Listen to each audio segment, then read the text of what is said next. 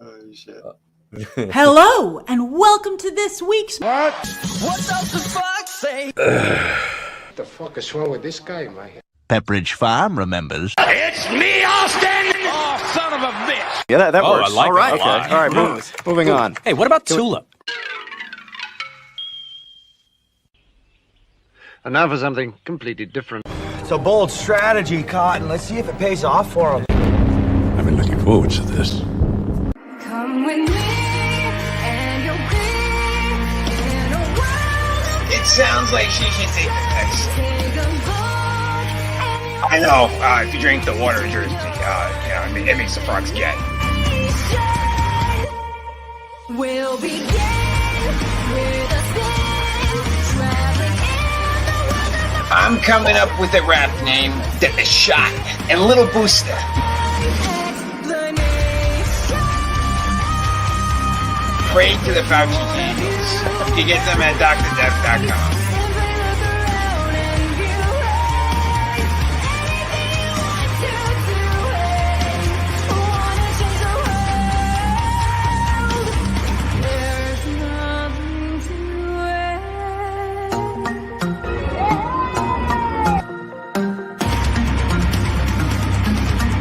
Sit your $5 ass down before I make change.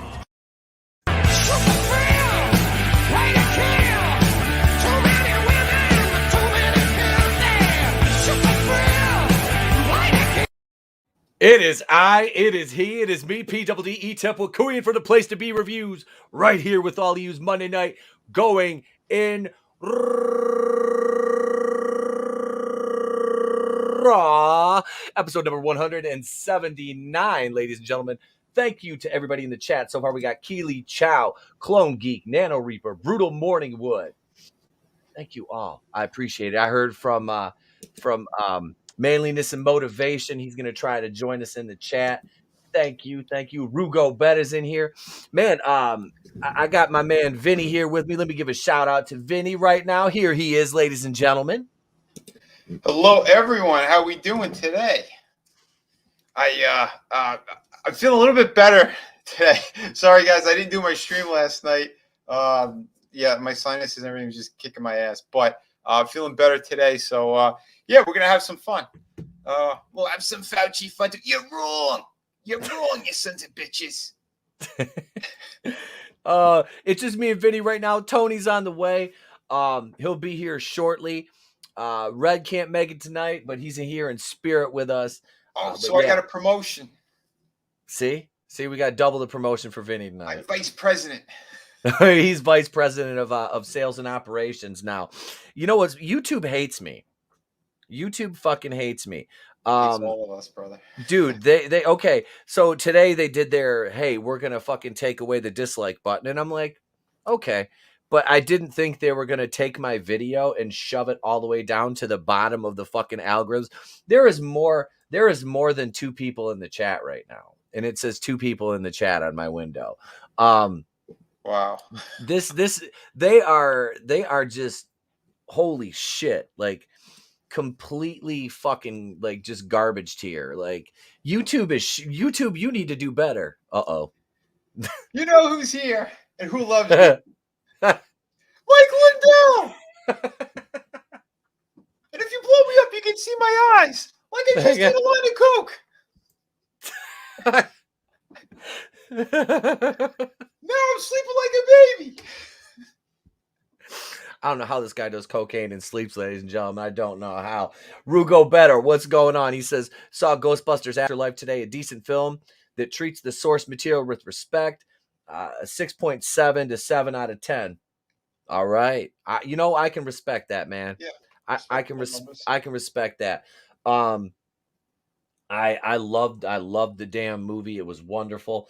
That's why I did that video today. I saw Rugo commented on my video today. Actually, I did. On okay. So Vinny, they're comparing Afterlife to 2016. The article. There is no comparison, and yeah, it's a fucking joke with the 2016 was for sure. Sorry, Afterlife was a solid movie, man. I enjoyed it. Like you said, paid respect. I thought it was really classy what they did with it. And yeah, if they're looking to make some more off of this, yeah, go for it. I think it's a damn solid start. Yeah, that dude. So I loved it. I thought we're gonna talk about some Ghostbusters later on in the show though. What up, superfan Adam Shawhan is in the house. Yeah, you can see I did look at behind me here. You can see the setup on the desk back there. Right over here. We got a little bit different setup now. We got some of the G.I. Joes are out. We Nice. got I put the Endor Rebels. Well, I had to move some shit around in the living room, some of Trey's toys, right? So this actually is a BB-8 that somebody bought him for Christmas that folds out into a fucking play set. It's like the first order thing, but it's actually really cool. So I told him, nice. I'm gonna take it in the office, and I got Jabba's droid factory over there and Jabba's throne over there. You can see Jabba in the background. But yeah, I was like, it's got like Rebels and G.I. Joes and Sergeant Rock is actually up there in Snoke's throne. I have a Sergeant Rock action figure up there. Hey, dude, look who's here, ladies and gentlemen. It is, dude. It's fucking. I actually have the original card back from it yet. Oh shit! Yeah, that's a fine right there. I never throw anything away. What's up, Tony? Good man. Hi, it's me, Mike Lindell. Get deep discounts right now. Buy one, get one free for the holiday season. You can get your Coke with a new pillow. Hi, I'm Mike Lindell. Don't make me spit wine on my keyboard. Sorry, it's all good. It's all good. What's up, Tony? He probably first got into politics when they banned plastic straws. We can't take this. But we love the man. He's awesome. He's fantastic. I know, man. I know. Dude, what did Jabba remind you of back there? He reminds me of somebody I know. Don't drink the water in Jersey. It turns Jabba gay. There may or may not be a shot at a certain gay frog from New Jersey in the bumper I made tonight. There may or may not be a shot at him in there. I don't know. I'm just saying, ladies and gentlemen. I'm just saying. Don't eat the pie in Jersey. Don't do it. Don't do it. And I did see. I think it was Clone Geek earlier in the chat said he was here for a certain kind of joke. Clone Geek. Far be it from me to not give the people what they want. Do my hair toss, check my nails. Baby, how you feeling? There you go, man. There you go. I had to give you one. I feel like, what is that, Cat Williams, where he's like, the DJ kept playing Hustlin' during the stage. He's like, I told you, sir, please don't play that again, sir. Please. It's going to be me. I told myself not to play that again. Don't play Lizzo again. I need to make a new Lizzo gift. I'll come up with something good. You're wrong. It's fantastic. Lizzo, she looked like she got all the shots. She ate them. She just ate a barrel of hypodermic needles. What up, Glinzer? He said Lizzo the Hutt never gets old. Well, we aim to please, man. We aim to please. We'll just keep that right there on standby just in case. Musical sensation, Sir Ethan Van Piver. But we had I bet when he walks, he starts a fire. Creepy van driver. Creepy van driver. We had all kinds of nicknames today. What was it? The holy. What I have? Holy van driver. Saying it like Dio, except it was in Holy Van Driver. Hey, I think my light just went out. There it is. It's back. Well, no, dude. I said the fucking cat was chewing on it. And I'm getting a new one for Christmas. I'm getting a new ring light. But this one is like on its it's like a dying star right now. It just kind of like flickers whenever it wants to. I had to like edit the video, like a scene out because it fucking went out when I was recording earlier. I'm like, son of a bitch. Damn. It was Mr. Beans, Adam. It was Mr. Beans. But we had some box office news this weekend, and to do box office news, we need to consult Mr. Nicolas Cage. So, ladies and gentlemen, without further ado, we need that goddamn file. I'm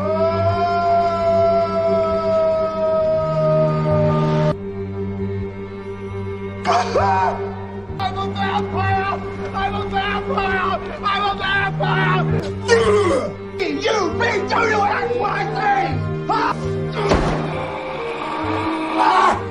the goddamn contract is somewhere in the goddamn fucking files! It never gets old. Nicolas Cage is an insane mongoloid. Oh God, these icons represent Lizzo's Thanksgiving dinner. Oh shit. But Nano Reaper, what's up, man? He says body positivity is disgusting. There is no such thing as healthy at any size if you're fat and don't want to diet or exercise. That you're absolutely right. Morbidly obese is not a way to live. Sorry. No. If you But can't it's a see way your- to die. If you can't see your fucking feet, then Houston, you have a problem.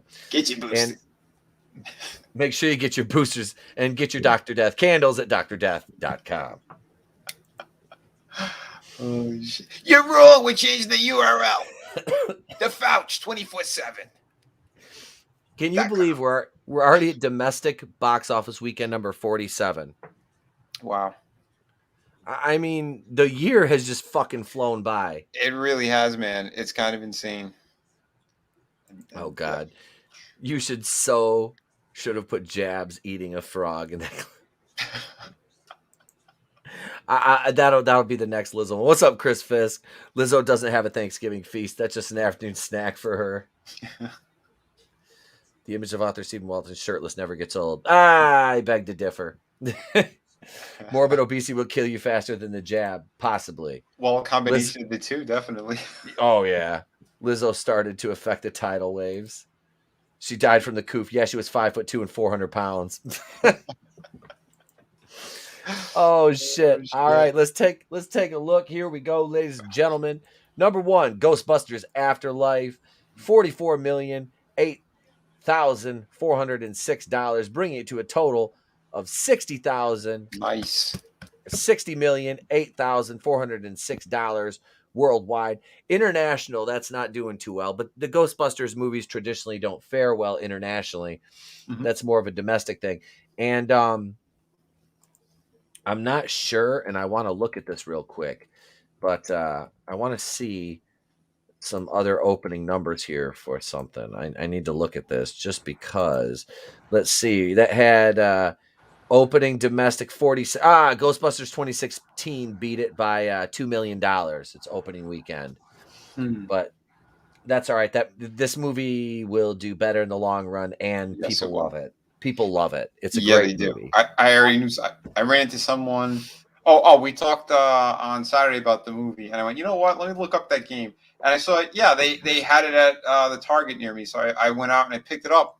And the guy sold it to me. He's like, he already saw the movie twice and was going for a third time. He has some kind of Regal discount thing or whatever. I'm like, dude, that's awesome. Gotta say, I played the opening of the game. It really is fucking fantastic and fun. Holy shit. I gotta play that. Yeah, that makes me want to get a membership on Steam now.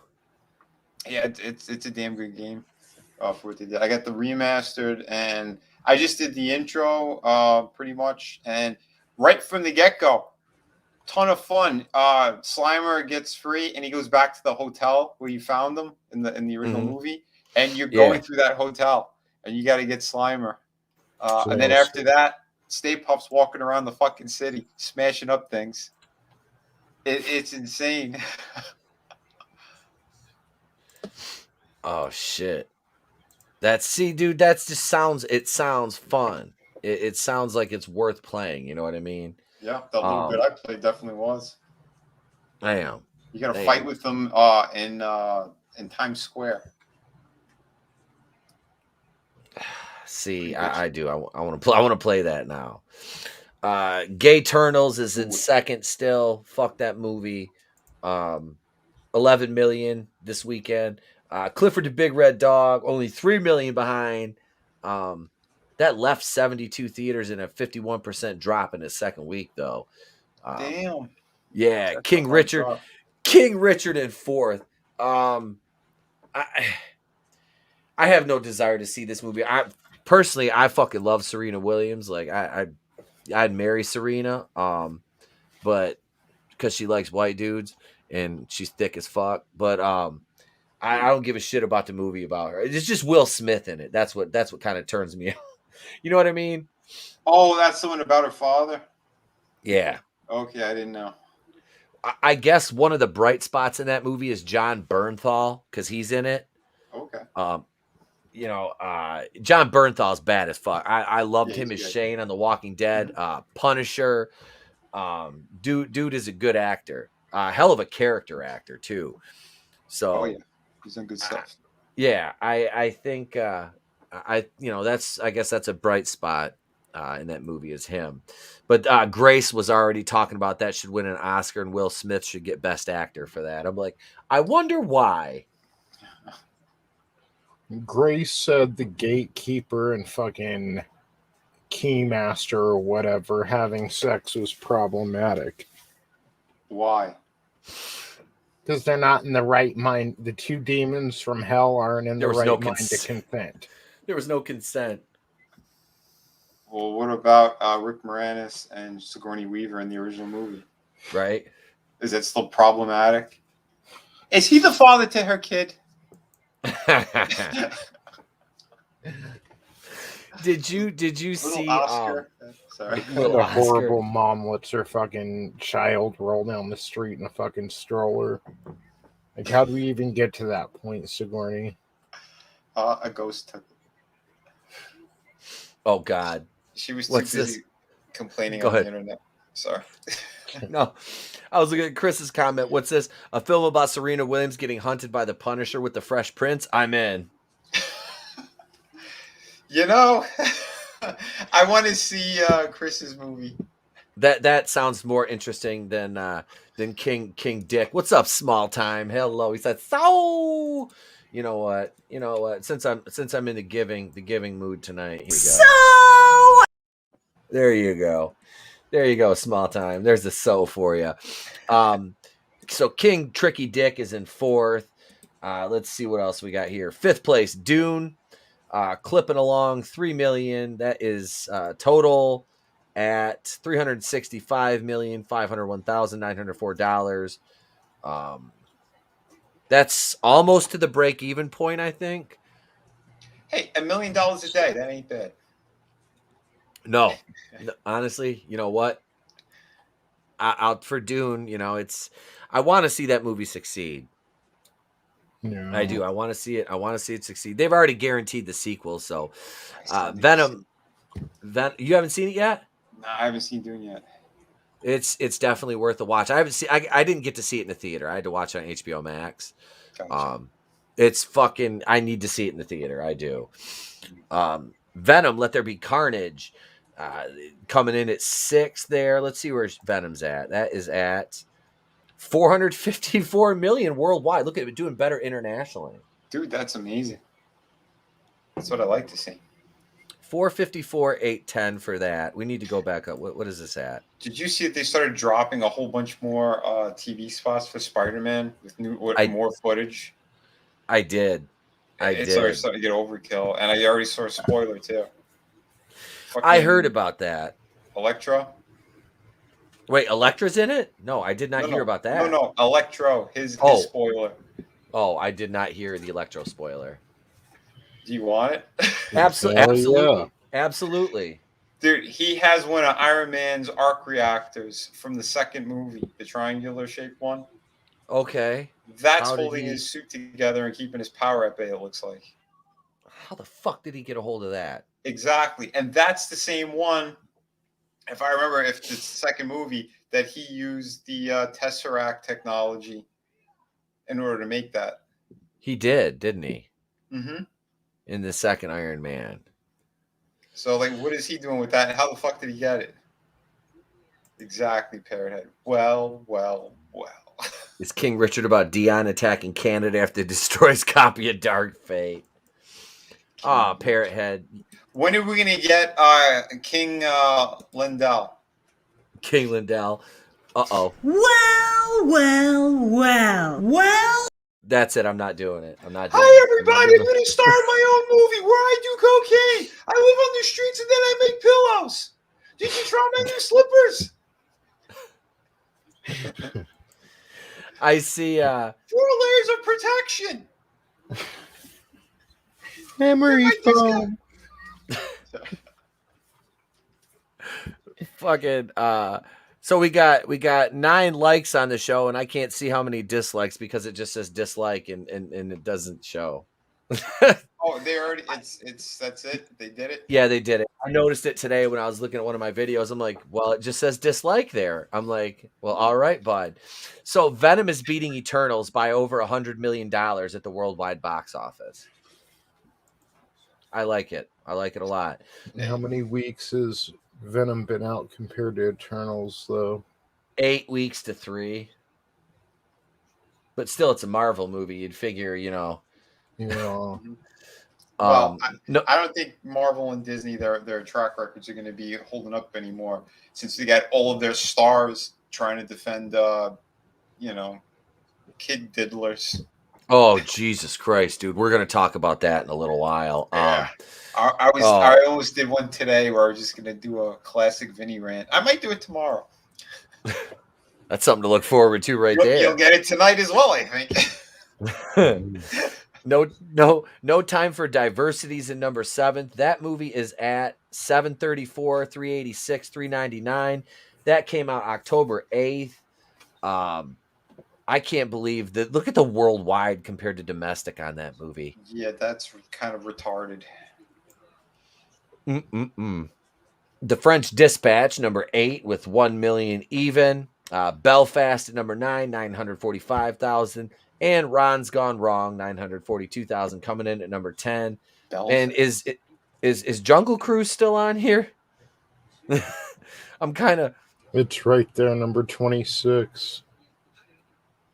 Holy fucking shit. 17 weeks. That movie's only made $217 million. Hey, that $8,000 they made this weekend, that made the difference. God damn. They made $8,000. I don't know how the fuck that is still in theaters. I really don't.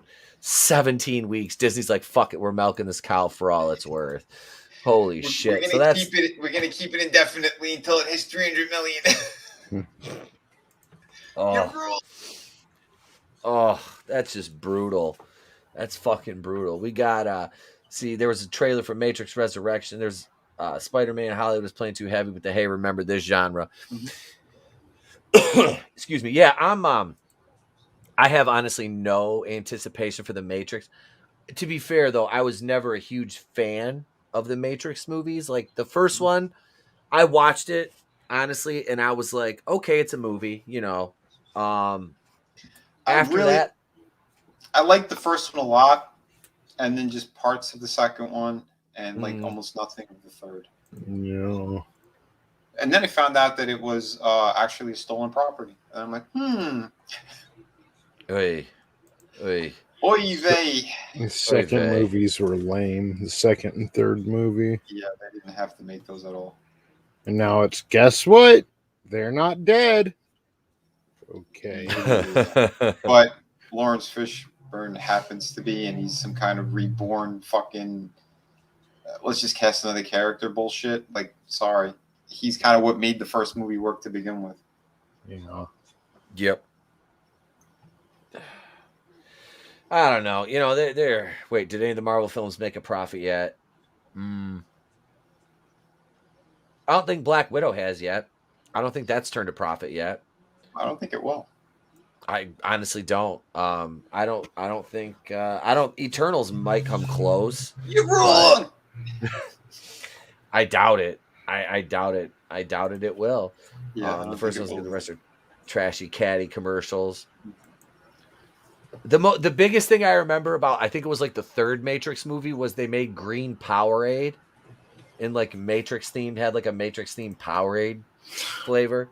That's like, oh yeah, dude. Powerade is all right, but green fucking, hang on, it was a nasty ass flavor. Was that the sweat from their big rave that they had? And they just bottled that shit. Oh, that's why it was green. We need the runoff. We need Ghostbusters to do well, extremely well. Mm-hmm. That way Disney can't. Whoa, we're in the middle of a pandemic, and we need the good movies like Venom, Ghostbusters, that kind of stuff to do real well. I agree. Mm-hmm. I think, well, I think because there's a lot of good word of mouth so far with Ghostbusters. And like I said, we enjoyed the shit out of it. We did that great kind of stream on Saturday anyway. Yeah.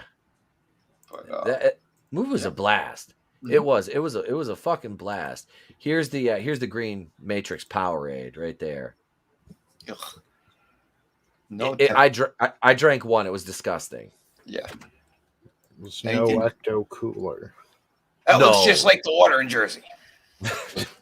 Fucking gay frogs are drinking the water in Jersey. Shit, man.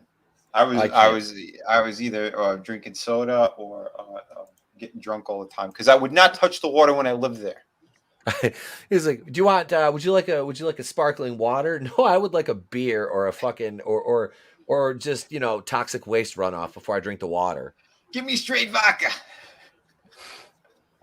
Vodka on the rocks, not a bad way to go. Not a bad way to go. You know what Mike Lindell's favorite is, right?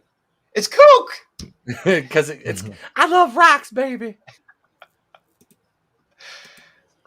We've got some headlines. We've got some headlines. Oh, yeah. It was gross, Nano Reaper. It was gross.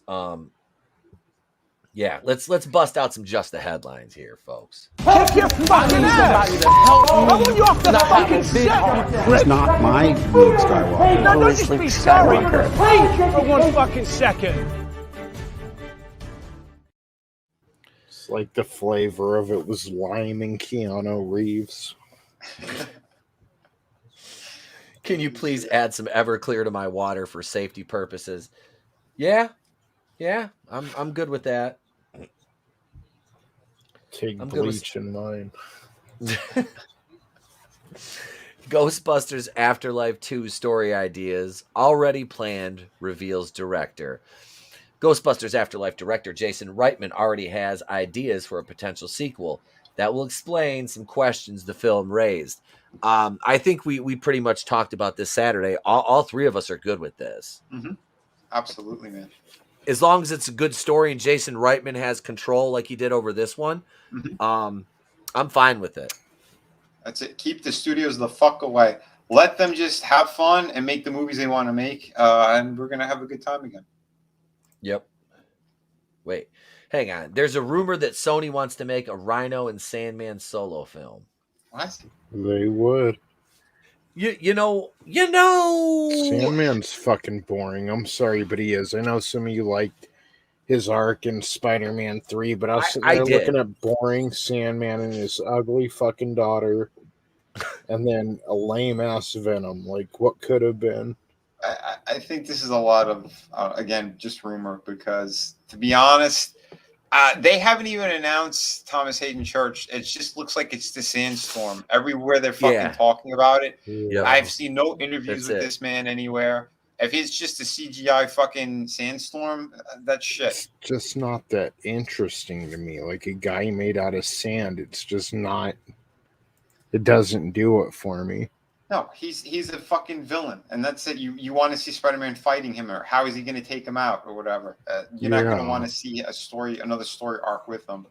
Like you said, Tone, we already got enough of him in Spider-Man 3, and they forced him in as well because he's not the one who shot Uncle Ben. Sorry.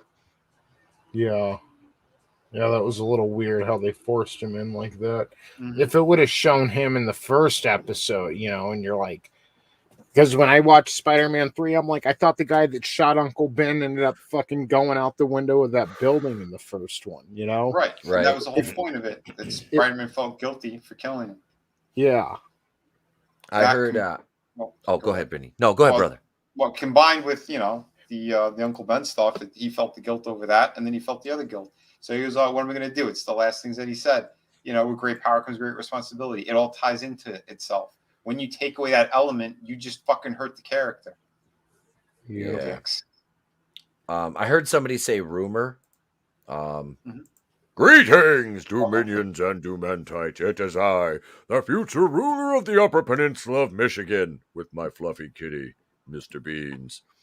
Do not be confused, ladies and gentlemen. I am not that charlatan, taking money for super chats and not reading them for 2 weeks. No. I am here to tell you, 2 things of this I am certain, my friends. Number 1, my source inside Reddit, Lucasfilm, who's situated in the box underneath me. Yes, it is Harrison Ford. He is my source inside Lucasfilm, and he has assured me that a Rhino and Sandman solo films will happen. As well, my friends, as Kathleen Kennedy getting fired. I think you mean John F. Kennedy. No, they were the ones that threw that bitch off a bridge in a car, Chappaquiddick. Listen. Speaking of which, Maria Shriver should not be tweeting about how bad Kyle Rittenhouse is when your family has killed more females than O.J. Simpson.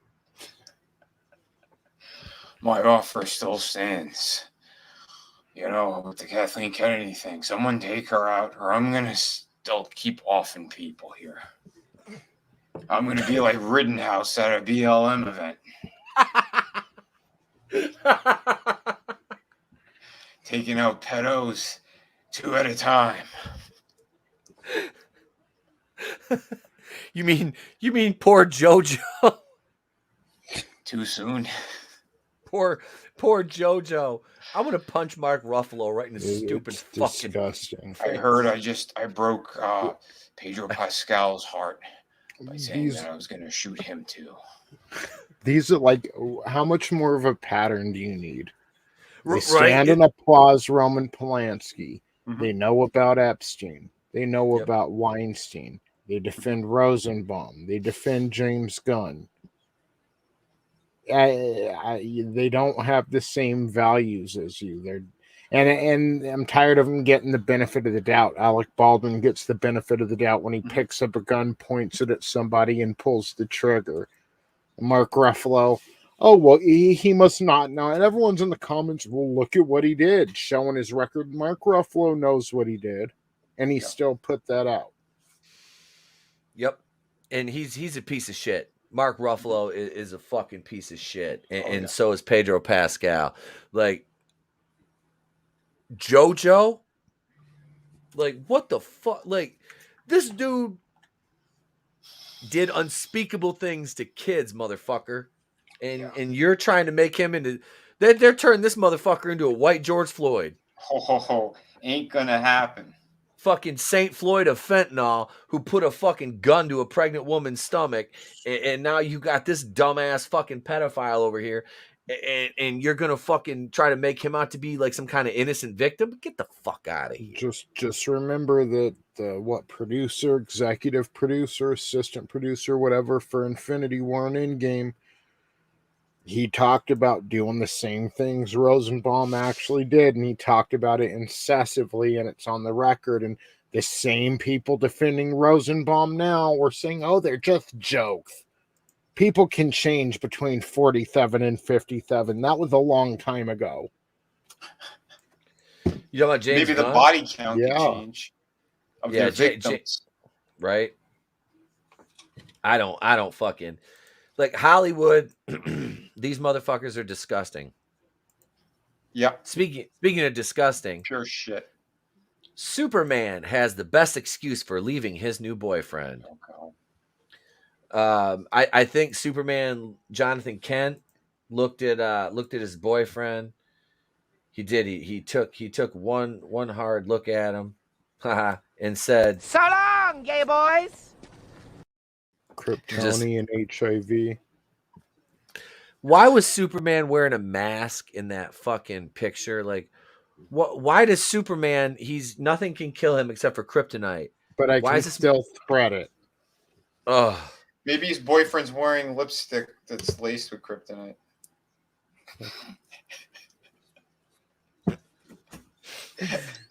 Did Fauci put kryptonite in one of the boosters? He's gonna shoot Superman up with it. Yeah, he's gonna shoot him with something. All right. I think his lover, he did it on purpose so that his seed wouldn't shoot through him like a bullet. I was gonna say, so Jonathan Kent's got to be catching here, because if he's pitching, he's gonna blow the back of this pink-haired fuck's throat out. Like they're not playing Game of Thrones; they're playing Game of Throats. I mean, this motherfucker's like, out the back of his head. If he's catching, he could cut dude's dick off with a pucker. Why does he look like Brie Larson in this picture with brown hair? See, he wouldn't have killed Lois Lane, and he was catching then. Pretty sure. Wait, hold on, is that the one from the female soccer team? Rapina? Oh, Megan Rapinoe. Yeah. Isn't that who that is? That is Megan Rapinoe and Brie Larson dressed as guys. So they're lesbians with extra steps. What are they? Transformers? Fuckers. I'm telling you, it's the boosters. It changes your DNA and your RNA. Look up Man of Steel, Woman of Kleenex. Oh, God. It's Megan Rapinoe on the right, and on the left is what Ellen Page sees when she looks in the mirror. Right? Oh, no, that's the Superboy girl that's going to be in that Flash movie, isn't it? Oh, shit. This is a book, Man of Steel, Woman of Kleenex. It's an essay in which science fiction author Larry Niven details the problems Superman would face in sexual intercourse and reproduction with a human woman. That's fucking awesome. Yeah. I'm going to read through this later. Parrot head. Yeah, I think the child would have ripped out of her gut. Yeah, it just fly out. It's its own C-section. Ba-ba-da-ba, ba-ba-ba-ba. The same people defending Rosenbaum and the same ones trying to say the driver was white in the Christmas parade terrorist attack. Right? And that dude, I found out that motherfucker was from Detroit, and I was like, God damn it. He's got warrants out here in Vegas, too. This dude is a career criminal, though. Like, he's a piece of shit. The one that hit everyone in the parade? Yeah. I saw the video of that is disgusting. Like, the overhead camera, like the city security cameras. Man, he was an angel. Yeah. He was just out trying to get some Skittles. Here, literally. Let me show you his 5th grade picture. Dude, yeah. His rap sheet, no joke, 50 pages. Yep. 50 pages. Yeah, dude. Because he was misunderstood. And you know what the hell's her name? AOC said, right? That we need to have more people out there. There's the bill that they're trying to pass or whatever. Another one that they're more career criminals out in the street, just like this guy. Well, they're misunderstood angels, man.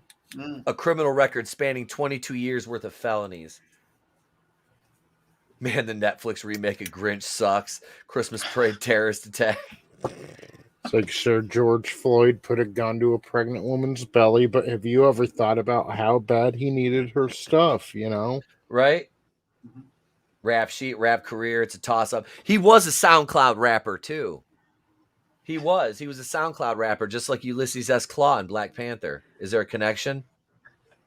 Well, if that dude was white, it would have been domestic terrorism. Oh, absolutely. Yeah. Take away everyone's car. I've heard over and over again since the verdict, well, if Kyle Rittenhouse was black, this would have happened. Yep. Listen, if Kyle Rittenhouse was black and the circumstances were all the same, it's just his skin color was black, the mobs outside of the courthouse would have been mobbing for a non-guilty verdict. And that's what would have happened if Kyle Rittenhouse was black. Oh, I'll do one better. The media would not have covered it at all. Yep. No. Hey, did you guys see this? New COVID antiviral drug named after Thor's mighty hammer? Because I heard the way to get the kids is through Thor and Marvel. Marvel movies. Who doesn't like Meow, meow. Oh, God. Speaking of you're wrong. It's called the hammer. Let's see. What is this piece of Just shit like called? Many medical words I cannot pronounce. I'm a doctor. Let's see. This is Trust called Molnia.com. Get you what the new fuck boosters. Did they call It fights this the thing? Delta variants. BLM boosters love myocarditis. It's Molnupiravir. Molnupiravir. So this is their genius plan to get people to get the fucking jab now. I just wanted to call it Iron Man. It's remdesivir and Thor's hammer. This is fucking. We now truly live in fucking clown world. We do. Yes, we absolutely do. This is fucking The hilarious. next one's called Vibranium. After Captain Red Skull, my favorite Nazi. Oh, this is great. It's okay. The driver in Waukesha was afraid for his life and defending himself from an unarmed holiday crowd. That's Wisconsin law now. Holy shit. And this dude has gotten ratioed to fuck for that. This guy's taking a shot at Kyle Rittenhouse by saying this. And he's got 3,129 quote tweets to 330 likes, 198 retweets. Oh, look, Mandy Summers chimed in.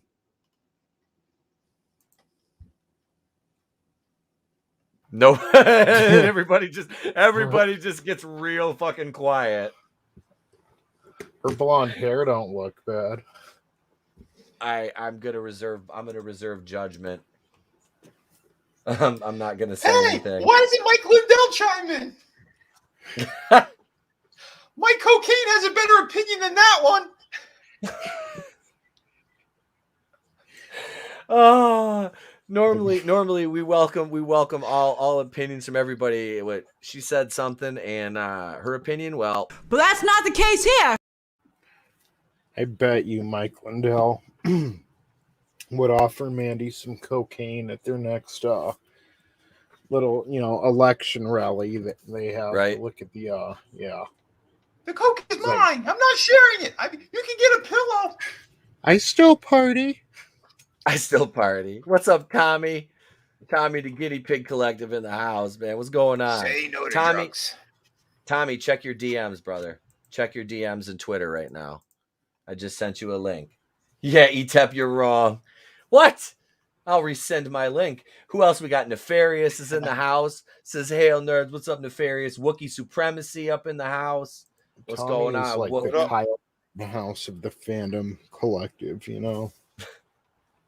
He is. Clone Geek. The 24-hour news cycle has done more damage than anyone in power. Yeah. Mm-hmm. Cody's in the house pursuing paranormal, just says penis. I don't know what I'm supposed to do with that. I'm not gay Superman. Just thinking Jesus. a little guinea pig rolling around blasting motherfuckers with an AR.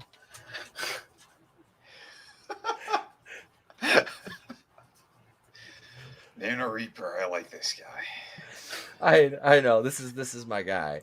Glinzer says mainstream media on Christmas parade. A red SUV, a red SUV, a red SUV. The culprit is a red SUV. You got that? Oh, I love it, man. I love it. Tommy, chat. Yeah, dude, if you want to jump on, brother, I tossed you a link.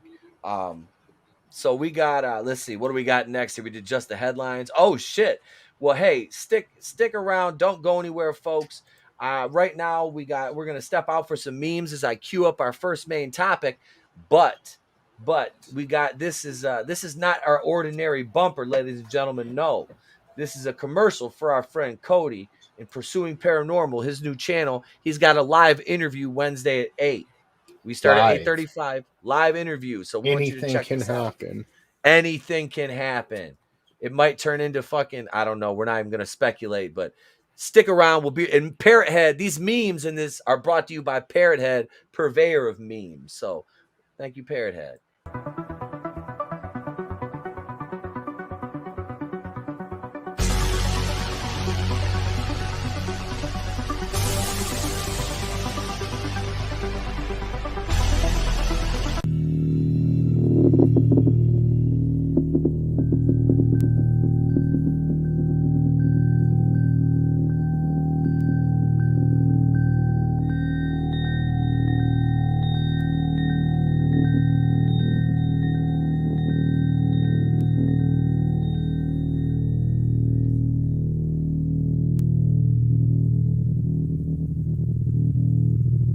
I would not get a house with a basement. No, there's Why? There's ghosts.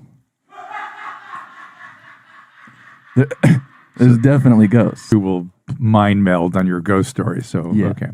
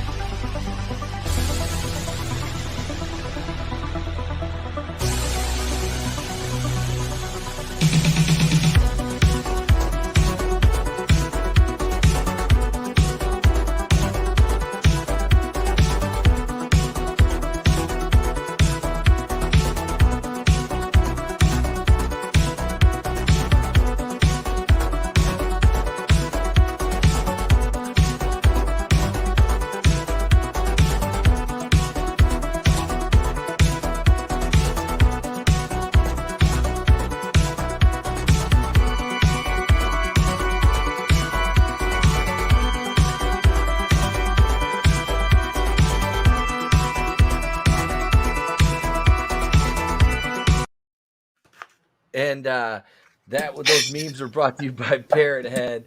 And please check out our boy Cody at 8 p.m. on Wednesday before you come here to watch us for our holiday extravaganza, our Thanksgiving special. I don't even know who the fuck's going to be here outside of me and Tony, but we'll be here and we will entertain you Wednesday night. But I'll tell you who's going to be. Who's going to be here? PewDiePie. We're going to have PewDiePie, Kyle Rittenhouse, ZZ Ping, and Milo Yiannopoulos here Wednesday night. Yeah. Doomtep. And Doomtep will be here. More than likely, the only person that'll show up will be Doomtep, but I don't know. I don't know. I invited everybody. I could swing by, but I can't stop my plane. I'm just going to push Kathy out. We got a Marvel article up here. You know what that means. Fire up the band. It's Monday night.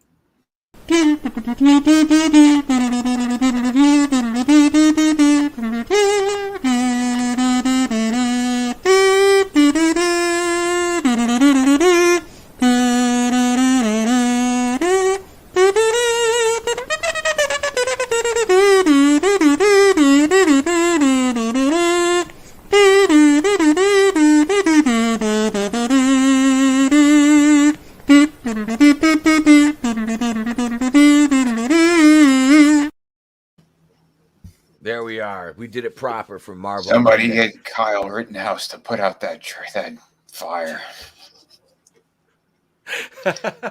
He's a hero, national treasure.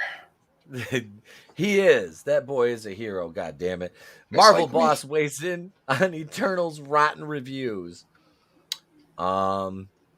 Victoria, I thought when they said Marvel Boss, I'm automatically thinking Kevin Feige.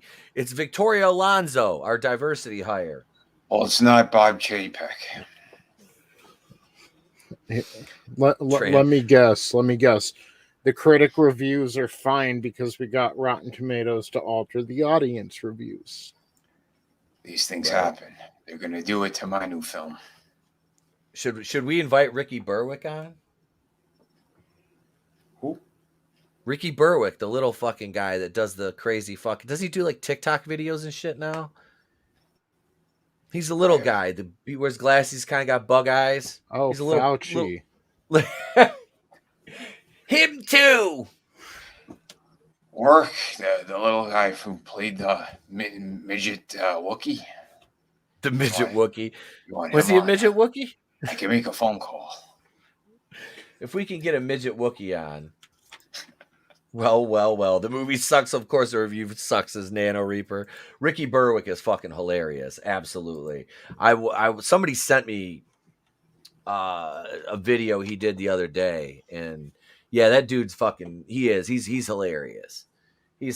People were like pissed off about something he did. Like he went too far.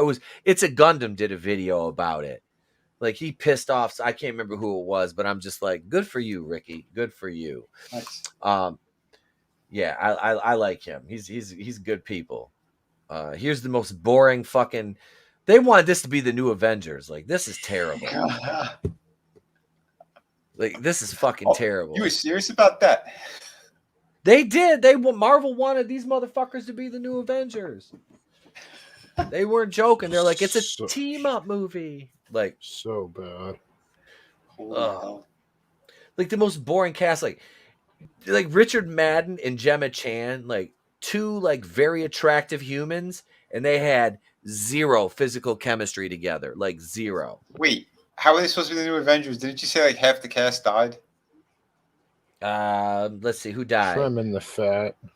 Well, they literally did because they killed Fatso. Yeah, Fatso didn't die. He's black and gay. They couldn't do that. They killed the Korean guy that played Gilgamesh, which Gilgamesh is not Korean, but Wong's whatever. Cousin. Yeah, doesn't he look like Wong? He's like a buff Wong because this dude's actually like big. Like he's kind of stacked. Like he's not a fat guy. Like this dude is actually kind of stacked because he was in that Last Train to Busan movie, which everybody says good things about. Now I hear they're doing an American version of it, and I'm like, oh fuck. You know how like did he die in an automobile accident? No, because he's an Eternal. How is there a deaf Eternal still? Glinzer. Fatso Eternal? Lizzo wasn't Eternal? Jesus Christ. What? God. Ladies and gentlemen, I told you I'm not playing the GIF anymore. I told you I'm not playing the GIF. My head toss, check my... I'm not doing it again. I'm not doing it again. Wait a minute. Did the Asian guy who died in the automobile accident, did he run over the deaf girl because she couldn't hear the car coming? Math boy fly. They're not very eternal. I like the thing is with these Marvel actors, you know how the Avengers, you know how a wrestler will start believing their own hype, you know, like they get booked to win enough matches and they start thinking they're badass. I think that's I think that's what happens to these Marvel actors. Yeah. Honest to God, like they do. They start living their gimmicks. They're like Hulk Hogan. Yeah. It's like Hulk Hogan's like, Terry Bollea doesn't have a 9-inch cock, but Hulk Hogan does. And the prosecution's like, what? What? Angelina Jolie, step to me, bitch. I'll lay you out. She's trying to pull out her magical cum weapons. Just plastic bruise. This just in, I my source from Reddit, he just said Phase 5, all of the Marvel superheroes are Transformers. Discuss. Tommy, check your DMs on Twitter if you want to jump in, brother. I sent you a link. Glinzer says Taz became the Invisible Man when he went from ECW to WCW. Yeah, because he didn't have Paul E. fucking hyping him up like he did when he was in Philly. And he's only 4'2". Yeah. You know, the human suplex machine is as big as my fucking 6-year-old. Dude, so like, what if next year I like got that like fake orange tan and like orange tan tray and just shaved a mohawk in his hair and just got him a little singlet, dress him up like Taz. Trey just walks up behind some. He's locking in the Kashmahara May on people left and right. It's the Taz mission. Oh my God. Just as long as you don't start to believe his own hype. He already knows. Trey knows his own hype. So quick side story before we jump in. This is how interesting the Eternals and Marvel are. So I had to take Trey's girlfriend, his little girlfriend, and her like we're friends with her parents and shit. They have they got the beer bug right now. Mm-hmm. So I got her. They're fine. Basically, you know what the cure to that is, right? More boosters. Damn it. Merry Christmas, only if you got your boosters. Yeah. I don't want a booster. I haven't used a booster seat since I was a kid. So we took her over her homework and stuff today, and I had to like Trey was like up on the porch and she's like on the other side of like the glass door. They're like about 5 feet apart, and she's coming outside to grab her. I picked Trey up and set him down. I was like, you can't, I was like, we're pretty lax about stuff, but I'm like, still, they've got it right now. I'm like, we can't, you can't get close. He goes, I know. And she walks out. She looks at him. She's like, I love you, Trey, and walks back in the house giggling. And me and Trey are like, He looks at me, goes, I miss you, Ava. And she walks. He's like, Daddy, what did she say? I'm like, I don't know, son. I think she said I love you. He was like, her mom texts Erica, and it was so fucking funny. She's like, Alex is like, she says, bro, what did you say to Trey? And she's like, I told him I loved him. Like, did Trey go, Dad, too soon? I was like, make sure my wife's not gonna walk up to the door times. I was like, hey, I'm like, I've seen the mom. She got that wagon. Dad approves. Dad approves. Because my dad told me from a young age, you can always tell what a girl's gonna look like later in life. Look at her mama. And I'm like, all right. I'm like, well done, son. Well done. 6 years old. Lock that down. Lock it down. Kids will play it. He is, man. He's an OG. But like when Ava's gone, he was hanging out with this other girl at his school, and I'm like, hey, man. I'm like, you know your girl's gonna come back to school. He's like, oh, this one's just a friend. I'm like, oh fuck. He's me. He's me. God damn it. God damn it, son. I'm like, and you say she's just a friend. Bop bop. But yeah, that line can only get you, I don't know, maybe 2 minutes, and then you're gonna have a shoe thrown at your head. Yep, dude. And I'm like, you better delete her number. I told him, I said, son, don't ever date no Latinas and no Italian girls and do that shit. You're gonna get cut. Oh. You will get fucking cut. To say the least. Puerto Rican girl stab you. Italian girl take you on a flight of stairs and then have her brothers dispose of the body. I dated a Puerto Rican girl. Trust me. They're yeah. Mm-hmm. They're very stabby. They're Stabby McStabberson's over there. But so we got the Eternals here. She always had this butterfly. Never mind. Oh Jesus, what is she? Alice or Batwoman?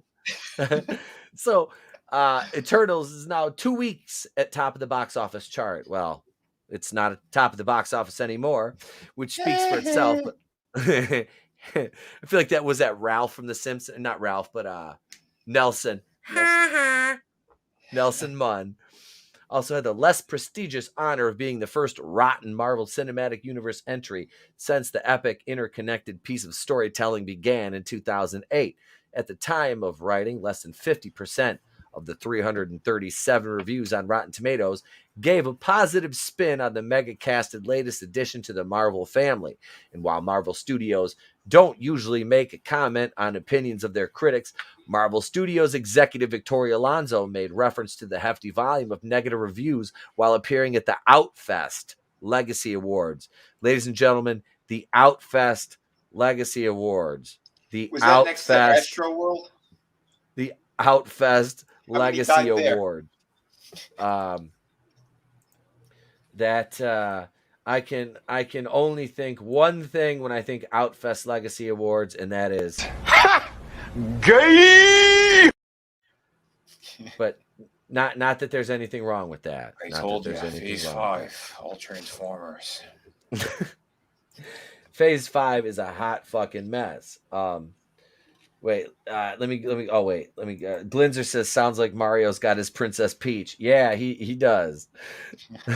Filipinas will split your throat while you're sleeping with, and their family will help dispose of the body. Jesus. A friend of mine was almost run over intentionally by a Latina he dated, said another monster.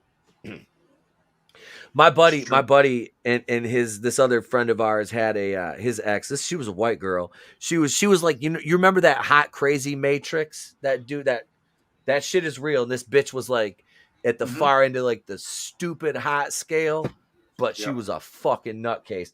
She tried to run him over with his own truck and then parked it and lit it on fire and walked away. Jeez. Fucking poured fucking lighter fluid on the driver's seat and just lit the fucking truck on fire and walked away. I did that with the Millennium Falcon as I was trying to crash it onto Kathleen Kennedy's mansion. Oh, Nano Reaper, I saw this. He said, did you guys see this? This guy that was like, hey, be nice to Cowboy Bebop. A lot of hard work went into that. And then somebody had a picture. They retweeted his tweet he posted of his picture of a letter and a coffee cup that Netflix sent him for being so, a good reviewer and everything. Oh, that was, yeah, That's bad. You can't do that. You can't leave your products leaving, in the background like that. Oh People no, will call you out on your shit. He took a picture of the letter, like so you could clearly read what it said, and the coffee cup, and posted it. Look what I got. And then he's defending Cowboy Bebop, and everybody's like, "Oh, gee, I wonder why the fuck he's defending this now." Oh, I misunderstood. Oh my god, are you fucking kidding me? No. Hey, they paid me off, everyone. I'm gonna review the next programs. I saw that shit. Right now, the best thing that came out all fucking year, I'd say since the COVID started, I'd say it's Arcane, League of Legends. I'll swear by that. That shit was fucking fantastic. Go watch. Do yourself a favor. Go watch that. All right. I'll good. check that out. I've heard nothing but good things about the first. What is it, like the first set of episodes they dropped on Netflix? Fuck. Well, they're all out now. They only did 9 of them, but yeah, they're releasing them 3 at a time. But yeah, it's just the 9 for this first season. But dude, every time they hit like that 3rd episode, holy shit, great cliffhangers. And yeah, you just want more. Every time you see it, you want more. The story's so tight. The artwork's amazing. But I gotta say one thing though. I did see what do you call it? That Faye, the one who plays Faye Valentine in Cowboy Bebop. That little chick is Daniela Pineda. She is damn hot. Oh, dude, and that's the thing. Like, have you seen the outfit she wears on the red carpet? And then she bitches about Faye not wanting to like sexualize Faye's character. And mind you, I don't know shit about Cowboy Bebop. All right, I know nothing about. You know what? The original, the actual anime, is on Netflix as well. So if you want to educate yourself, check it out. I'd say like midway into the series, once they introduce another character with the red hair, then you could watch the movie, because the movie's like it's in between the entire series. It's like somewhere in the middle, and the movie was really good too. Oh, they made a movie of it? Yeah, an animated one. Okay. And See, they up the animation level and everything on that. Yeah. Oh, all right. It's fucking cool, man. They're bounty hunters. They call them cowboys. Yeah. And the name of the ship is the Bebop. I had an interview with one of the voice actors. He's a friend of mine, Bo Billingsley. I had that on my channel for a little while now. But great dude. I was thinking about getting him on for this, but I don't know if he'd be allowed to give his opinion on this or not. if it's gonna hurt his royalties, so I didn't ask. What's up, Frankie Knows? He said, service announcement, Grogu is not Baby Yoda and Muncher is not Slimer. Thank you very much. Yes, sir. Wookiee Supremacy says Mushroom Mamba is the best Cowboy Bebop episode. You know, I was thinking with Pedro Pascal's rough weekend, and then you sure spent a lot of alone time with Grogu. That's all I'm saying. Pedro, why don't you have a seat? Why don't you sit down? Yes, I'm waiting.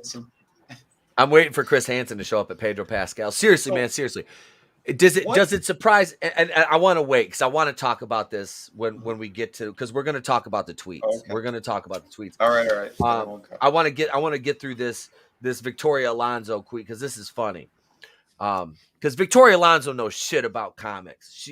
Her and was it Sanaa Aminat that runs the comics division over at Marvel?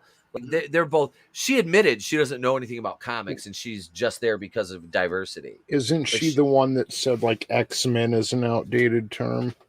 Mm-hmm. Victoria Alonso, yeah. Is she also the one that dropped all the Sony information or whatever? She got hacked. No, that was Amy Pascal, I think. Oh, okay. It? Oh, yeah. You're right. Yeah, that was Amy Pascal, and I have my own issues with that fucking bitch. Mm-hmm. Pedro got all these tags are kind of blending into the same person. They do. They do. They all end up fucking looking and sounding the same. It's fucking horrendous.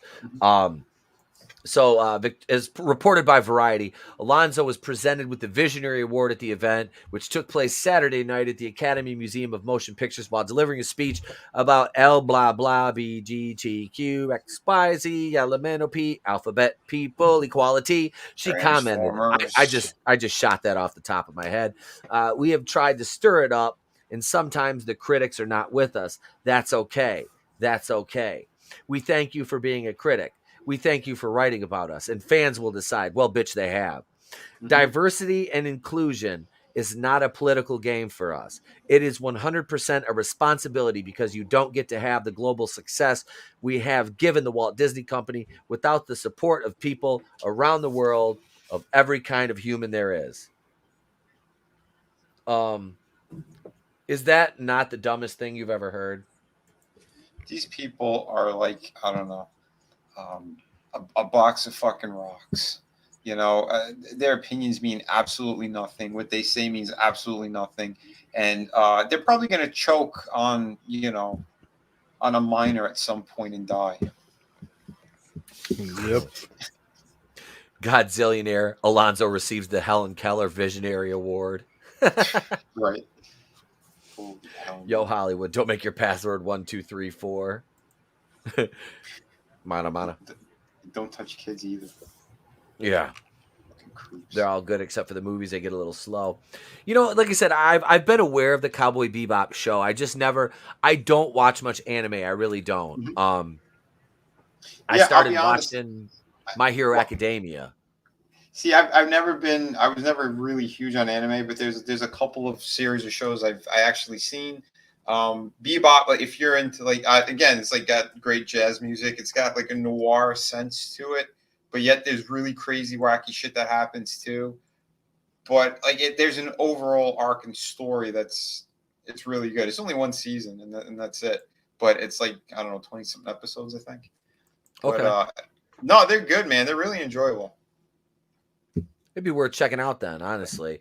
I like, because I used to like Attack on Titan, and with the delay in the seasons, I just fell out of it, and I'm like, I'm not going back at this point. You know, it's like I don't, you know, but I'll check this out. I mean, because morbid curiosity, I want to watch, because I'm gonna have a break. Batwoman is going on hiatus for, you know, the mid-season break until like I think January or February. After this Wednesday. So I'm like, I'm going to need a new dumpster fire to fill in for Batwoman. And I'm like, do I watch Wheel of Time? Because I've heard that was shite. But, you know, I'm looking, and I saw an ad for a show tonight. It's kind of a reality show. It's called Love and Lockup. Yeah. It's about women dating incarcerated men while they're in prison. I'm like, oh yeah, this trash fire is going to be fucking fun. So I'm going to watch the first episode of that when it debuts in January, and we'll figure out if we're gonna do a couple of videos about that. But I've got some ideas for fill-ins for Batwoman. Why don't you watch Stranger Things as well? You know, and the wife actually mentioned that too. She's like, "Hey, have you thought?" I was like, "I did." I was like, "I kind of wanted to watch that with you, though." So I've got 7 episodes of Fear the Walking Dead to watch, like 5 episodes of World Beyond, and 2 episodes of Walking Dead to watch yet.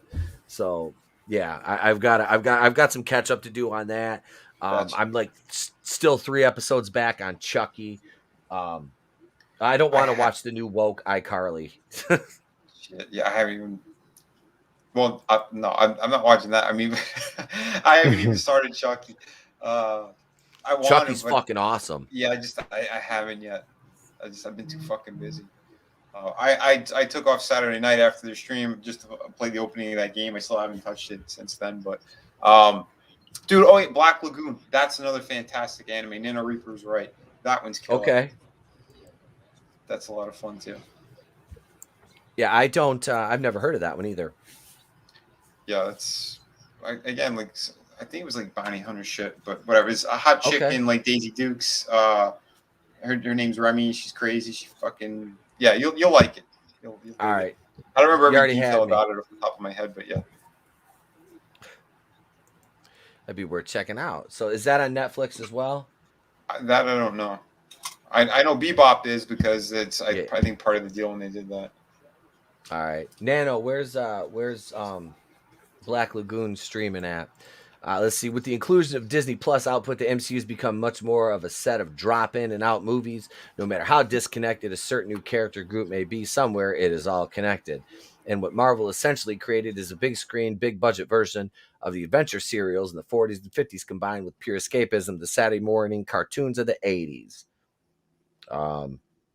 Yeah. I don't. What now?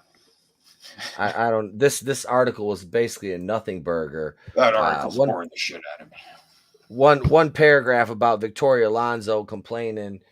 She's been, when she was like, that's okay. She was pissed because the critics never had the balls to shit on Marvel. Of course not. Before the Eternals. They fucking pay them off. That's why. It's not that they don't have the balls. They're in their pocket, much like, the news outlets are for everything else. Covivi related and all that shit. I don't. These people are they're Looney Tunes, man. They're fucking loony. It's all about corruption. Damn. It is. It really is. And I wanted to. We have a 1.5. We have main topic 1.5 here. Just real quick, we're going to talk about this because I saw this artwork, and I wanted to talk to you about this, Vinny. So this original Avengers reimagined as heroes of color in new fan art. So our original, our core Avengers, Hulk and Iron Man and Cap and Thor and Widow and Hawkeye. So let's just scroll down here.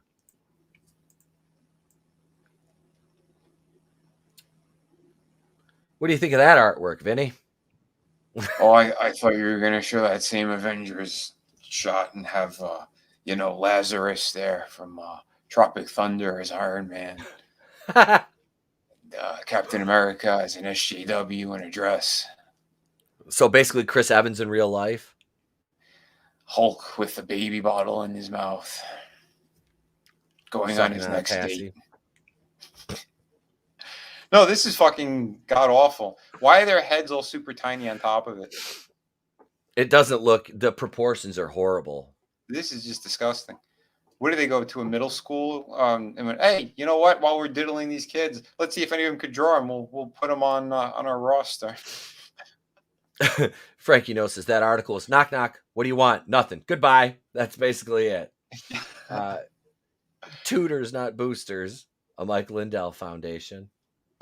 Mike Lindell here. Godzillionaire. Is that Captain Wakanda? I don't know what the fuck I'm looking at, to be honest. I really don't. Hail, Rugo better. Have a great night, man. Thank you. I've dropped turds that look more artistic than this. This is okay. So here's the characters. Let's see. Wait, we've got in her research for Captain America, the artist dove into Taino culture, where she created a superhero that incorporated the Puerto Rican flag as the hero's costume design, with Taino sun god symbol on the shield. The Norse god of thunder, Thor, was replaced by Shango of the Yoruba god of thunder, who's presented by long, flowy locks and wielding a mighty axe. These sound like Vince McMahon ideas. No shit. Let's get someone in a big red rooster kind of costume. We're running around as a cock in the ring. And then Pat Patterson's like, I love it. Pat Patterson's like, yeah, anything to do with cock. Anything to do with cock, Vince. Billionaire Tony Stark's Iron Man suit was upgraded to a guardian robot of Buddha, based after Vishwakarma, the Hindu god of engineering and architecture. So that would be this one right here. I couldn't tell you. I think it's this one that looks like Black Vision. I guess the only ones I can really make out, because it's obvious because of the hammer, is that man with the white hair is the Thor, and we have the archer that is what's his face? Hawkeye. And here's the other ones. I have no idea what the fuck they're supposed to be. She went from Black Widow to is that Brown Widow now? Oh, so she's a brown. She's a brown recluse. Is that the Puerto Rican? Oh my God, the Puerto Rican with the box cutter? Yeah, the Puerto Rican. Look at the right Oh shit! No, the Puerto Rican one's up here with the shield. Really? That looks like Nyla Rose from AEW. Wait a minute. You mean the shield that is? Oh, I couldn't make out what the fuck was going on there. No, I'd say Tony the Stark. Puerto Rican is the one with the box cutter, and I stand by it. That's probably brown unmarried woman, says Chris Fisk. There's this distinct lack of males in that fan art. Oh no, I think the one over here that's supposed to be Cap is a man, but it's a transformer. It's a transformer, 100%. I heard it transforming. Oh God. Can I encourage my plane into them yet? Yes, permission to land, Harrison. So that was that's the Stunning and Brave Avengers reimagined fan art. This looks like Ezekiel from The Walking Dead in a Wakanda inspired in a Wakanda inspired Thor outfit. Is that Leslie Jones in a wig? The mustache looks the same. Probably. Oh my God. Happy Kwanzaa, everyone. It's a Kwanzaa world after all. It's a Kwanzaa world. No. Nobody cares. Nobody cares. Nobody cares. Just sheer fucking hubris. Who the fuck looks like draws and they're like, this is revolutionary, and Marvel's like, yes, that is so fucking amazing. And meanwhile, you got middle schoolers that could draw better than that. Yeah, totally. I don't know. I'm going to be covering another fucking topic for Marvel, I think, the next time I stream, which is going to be mind-blowing. I don't know if anyone else covered it yet, but I was speechless when I saw about it, but I haven't heard about it. Yeah, this is getting worse and worse every fucking day. I shudder to think what their dumbasses are just gonna do next. It's just ridiculous. Yeah, there's definitely gonna be a Vinnie rant coming up. Definitely. Well, that's something for everybody to look forward to. If you're not subscribe to Vinnie's channel, ladies and gents. Get over there. Yeah, get over there. Harrison will crash his plane to your fucking house. Do it now. That's something that will happen, ladies and gentlemen. That's what I tell Calista every day. Do it now. She's like, what? Bend over, bitch. Ford's coming in hot. Harrison's like, I want to do it, but she ain't got one of those. Every time I do her, she breaks another hip. And I break a hip. I'm old and she's bony. With that being said, while I cue up the next topic, enjoy some of Tony's memes.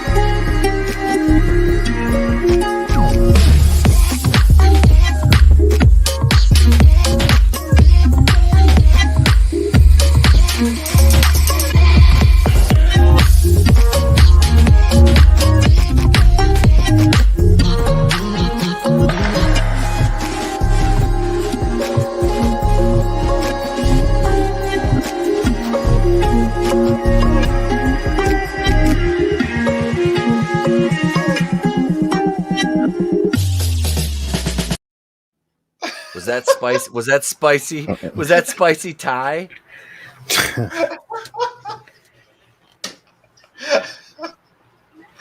Oh shit, that was great. Oh Thank you, Tom. shit, man. There's the Tony. Holy hell. Yeah, that those were some memes, and on the screen right here we have this fucking thing. He did the same to himself recently. He might as well have lit his dick on fire. Oh, dude. Great balls of fire. I fucking can't stand that guy. It's one reason I didn't want to watch The Mandalorian. I can't fucking stand this asshole. I wish they kept the fucking helmet on him the entire time. He looks like a rat, doesn't he? With that nose, yeah. Jeez. He is one ugly dude. Yeah, he is. The dude is like, I don't understand when people like falling out over this cuck. I'm like, dude, he's bitch made. Like, yeah, this motherfucker is like. I'm gonna watch Game of Thrones just when his head explodes. That was the most satisfying part for me. Yep. Because I hate him. Yep. Gonna watch that on repeat later for an hour. just watching the fucking mountain just bust his fucking skull. That's it. Thumbs through the eyes and then just fucking smash that, squeeze that head, crush it. Thanks, Parrot Head. See? God damn it. The chat loves you, brother. They do. They do. They do. They love me so much. Parrot Head. That's racist! For Pedro Pascal, man, he definitely looks like Toucan Sam. He's following his nose right to a fucking ratio on Twitter, which we'll jump over to his Twitter account. Mandalorian actor Pedro Pascal mourns Kyle Rittenhouse assailants and appears to libel Rittenhouse. So we know the story. We'll skip down here to the tweet because Pedro made a tone deaf ass take. So here's I'm not showing the video. But we'll see what Dummy says here. I want to skip down. Yeah, here it is right here. Joseph Rosenbaum, 36, Anthony Huber, 27, murdered August 25th, 2020. Rest in peace. So you can see right here, at that point, it had 10,000 likes, 2,200 quote tweets, 911 retweets, right? So I'll jump over here because I got in on the fun. I have to find because it's on here, my retweets and everything. Yeah, it's ridiculous, man. Like, I don't know what the hell he was thinking, because he hasn't tweeted in like a month. Mm-hmm. He didn't tweet. It was literally almost a month since he tweeted.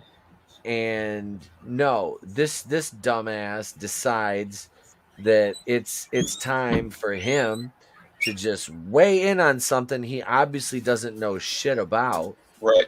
And just in a garbage hot take at that. Beyond garbage, like I don't know what you're willing to let me say, but Hollywood could go fuck itself, top to bottom. Top to bottom. I'm going to try to restrain myself a bit. I think I'm going to go off on my channel. But yeah, these motherfuckers, they are just creepy beyond fucking creepy. Words don't describe the evil of Hollywood. They really don't. And this piece of shit, like you said, he hasn't said anything for a long time, and this is the post he puts up. That dick with the hat raped 5 boys. 5 little boys. The fuck was he doing out of jail? Oh shit. Here we go right here. All right. Now we're going to stop the article here. We're going to jump over to Twitter right now, over to Pedro's Twitter. And here we are right here. So this is the last time he tweeted. I feel sorry for Filoni's hand. Wasn't his hand in the puppet? Sorry. Look at, he's got 11,000 2,200 likes, 5.5 thousand retweets, 28,500 comments on here on this shit. He's getting ratioed to fucking hell. Good. Let's see. Let's wrong page here. Let's see. Let's scroll down here. Let's see what we got. Right here.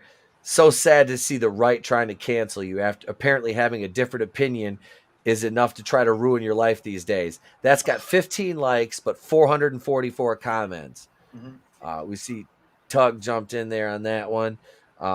No, neither were murdered. Both were aggressors in the situation who happened to have long history of violence, including for the guy left, child rape, pick better heroes. Dated single mothers so he could do things to their kids, convicted 5 times, kidnapped and suffocated a woman, convicted twice, Anthony Huber and Joseph Rosenbaum. Candace Owens went into in descriptions. Wow, what he fucking did to those kids. Yeah. You would want a real life Punisher out there in the streets, right? And specifically in Hollywood Hills. Oh yeah, look at this. They list Kyle Rittenhouse. He's Hispanic.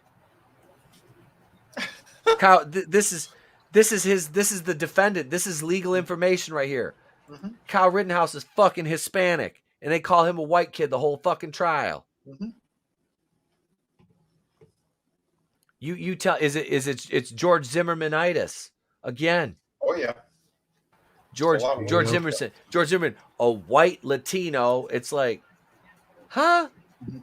And they lightened his picture. Remember that? They lightened Zimmerman's picture up. Yep, and they were only showing baby photos of the kid. Martin there. Trayvon. Yep. Yeah, man. This dude. Look at here's another response right here. He went to protect a business owned by these guys. Those aren't white people, and shoots these guys. Yeah, worst white supremacist ever. Yeah. Here's Data Racer 117. Rosenbaum was a convicted pedophile who did things to 5 little boys aged 9 to 11. Huber, a multiple felony who viciously beat his pregnant girlfriend. Number 1, do you support pedos doing things to these little boys, bestie? Do you support violent misogynists, bestie?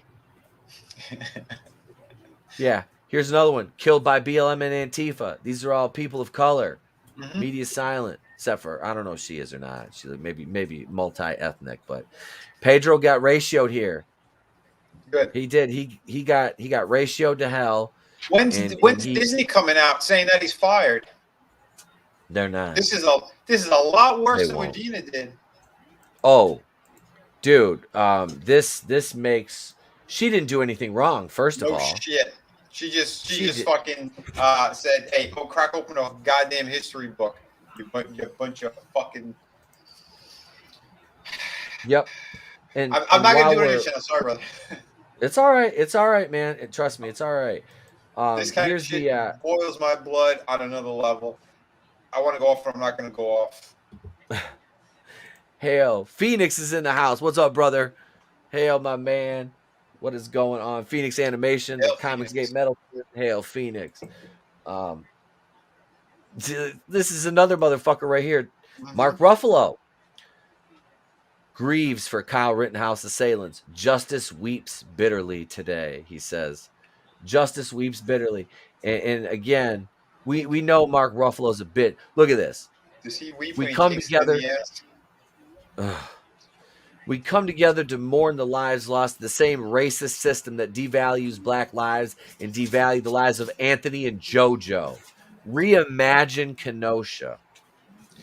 You know what this is. They failed with the mayors and the governors in all these different Democratic fucking states.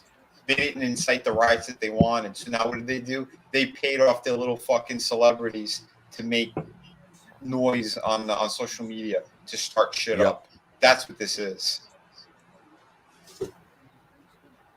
Oh, this is losing. People are red pill. People are waking up to all this shit. It's very clear. If Rittenhouse was thrown in jail, then yeah, everyone would be like, okay, then we don't matter and we can't do self-defense. you know, Right. and they're going to take your guns away. Him winning did the opposite, and this is why they're infuriated, and they're trying everything they possibly fucking could just to start shit. Yeah, this is Frankie knows you got it right. He says reimagine Ruffalo with an intelligent statement. Yeah, no, this guy's a fucking idiot. He's so JoJo. Like that's like something you would call somebody like personally. You know what I mean? Mm-hmm. So Ruffalo, you associate with those kind of people? Because I don't think you want to say tell me you know nothing about this case without telling me you know nothing about this case, Mark Ruffalo. Yeah.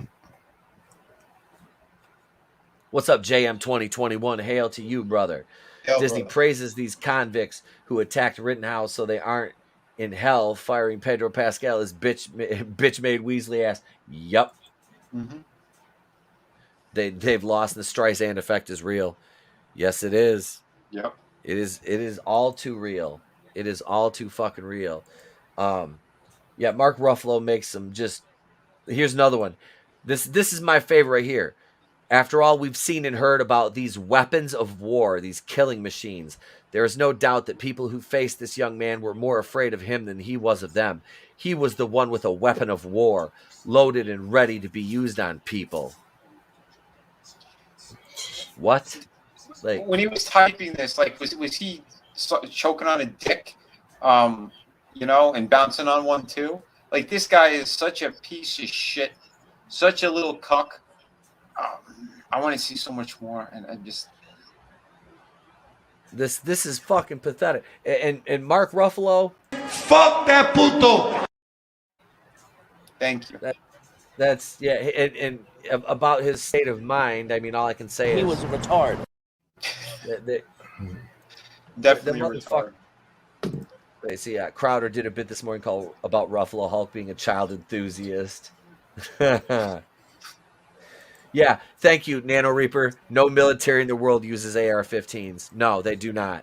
They do not. That's not a weapon of war. Mm-hmm. If it was a weapon of war, I wouldn't have been able to go into my local sporting goods store and buy one.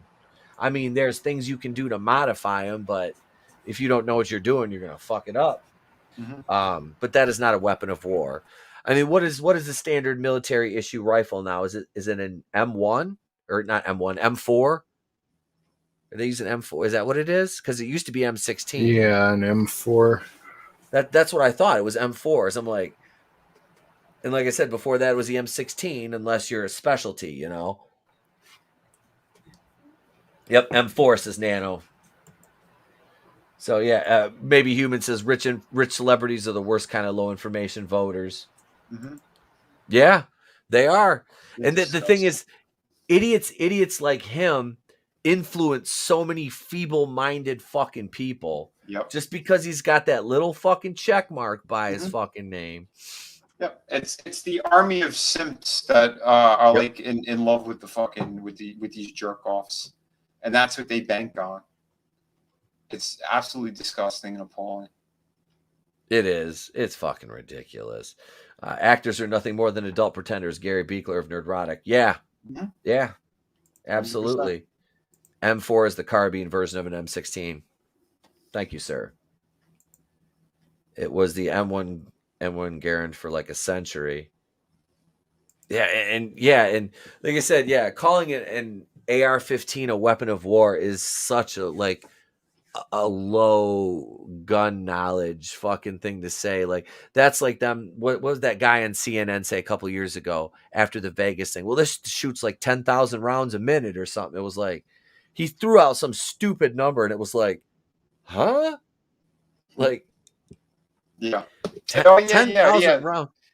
Yeah, was it like 50 rounds or something? He said something stupid like that. He threw some dumb fucking number out, and it's like a minute. Like, what do you know? Like that's humanly impossible, man. It's all about putting out false information to paint the picture that's way worse. You know, there's still people all over the world, different countries, who they heard about this and they still think that he shot and killed black people. All of this is just nonsense, top to fucking bottom. You know, and if those reporters weren't there with body cam footage, he would be in jail right now for the rest of his life. That footage is what saved them. That and the incompetence of the prosecutors. Yep. Frankie, no, yeah, I love this full semi-automatic. I do remember that quote. A full semi-automatic rifle. I'm like, no, no, that's not how it works. Did your wife get a booster shot as well? Because it really changed the dynamics of how it works. Actors are safer pay nowadays. I like that, Frankie. I like that. That's clever writing, sir.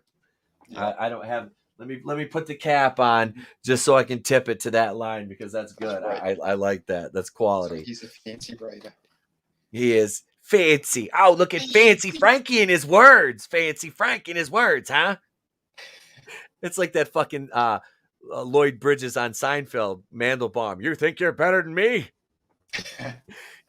Jam 2021 AR-15 is the gun the leftist always presumes a primary weapon for white supremacists. According to them, they are ridiculous. Mm-hmm. Yes, they are. Clowns. The M1 was in service from 36 to 58. Nano Reaper is a wealth of information on these topics, ladies and gentlemen. Yeah. Frankie Gnosis, thanks. You are welcome, Frankie. You are welcome, sir. You are welcome. Let's see if Mark Ruffalo has any more good takes in this. Oh yeah, justice weeps bitterly today. We are coming together to heal the scars left by the wounds of this grief. We will continue. We will care for each other and remember why we continue to march. So he bleeds every month, right? Oh yeah, it's on a schedule. Look at this bitch. Look at how big his fucking head is compared to his body. Like I can't with this fucker. It's fucking sad. Tony, go ahead, man. I mean, number one, I think he's from Kenosha. Like, I've got a buddy who said the Ruffalo family is kind of affluent out there. The Ruffalo name is known. They own businesses, but he says you don't really hear people in Kenosha talking about Mark Ruffalo. Like, hey, he's from here. You know, they're not very liked from what I understand. I've never been to Wisconsin. This is, secondhand info, but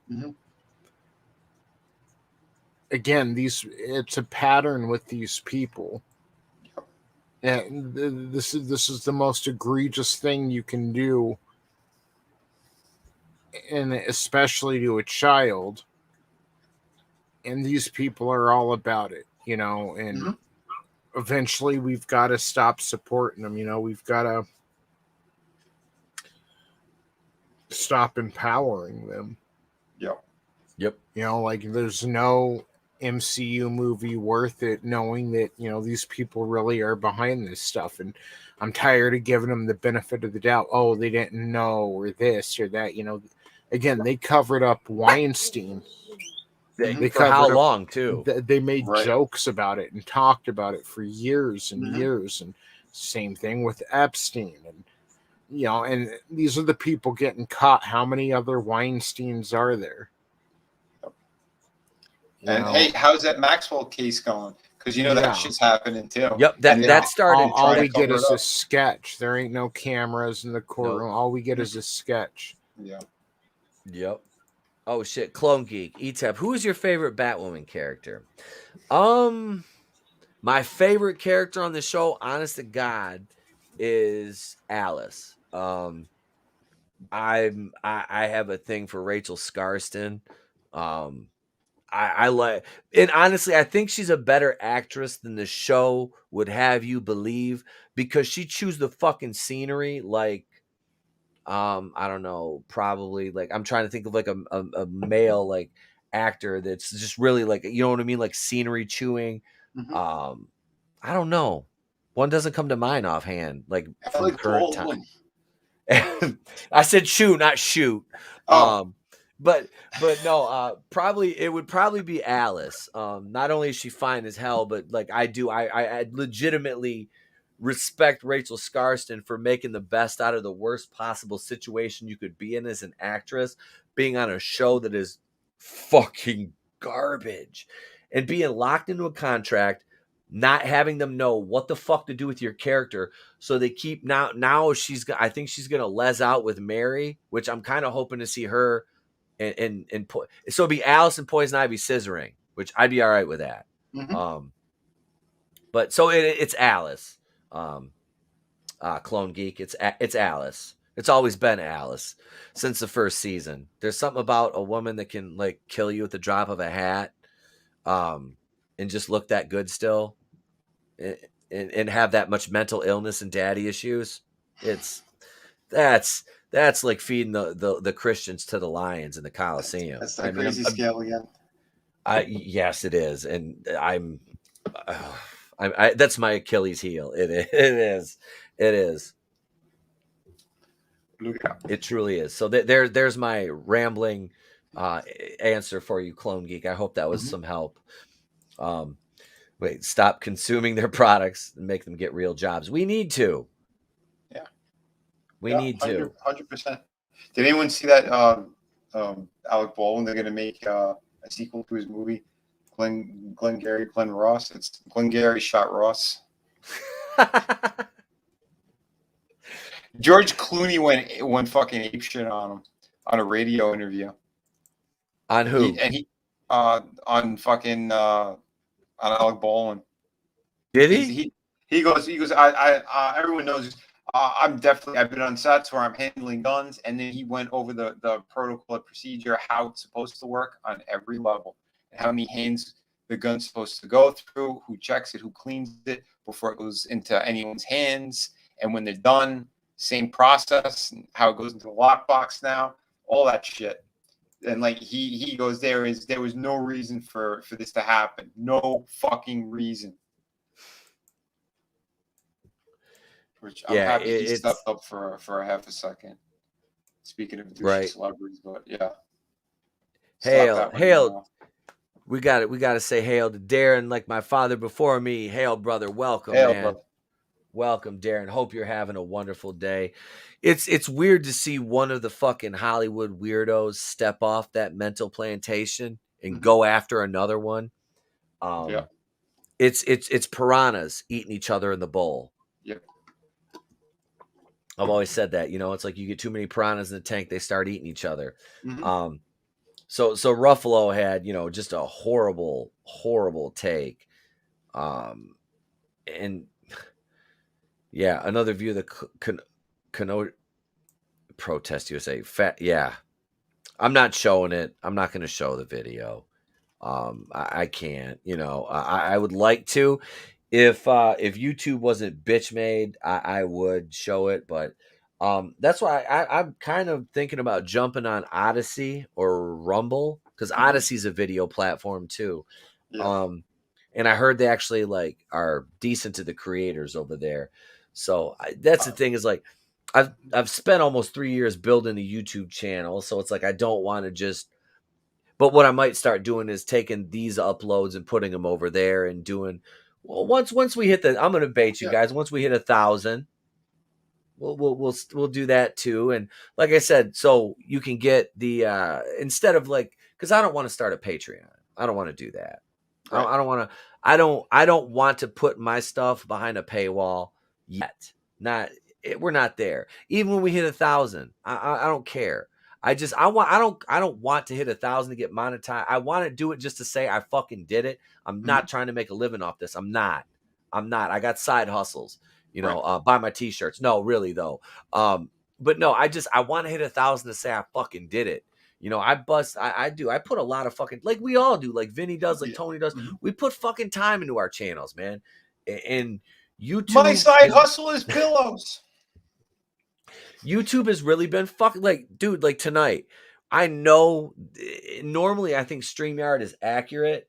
Tonight's an off night because normally Monday, we had 22 people watching a Saturday night, and to have 8 tonight, it's and I think we're getting pushed down into algorithms. We are. Yeah. It happens. The channel is YouTube fucks with us. YouTube fucks with us bad.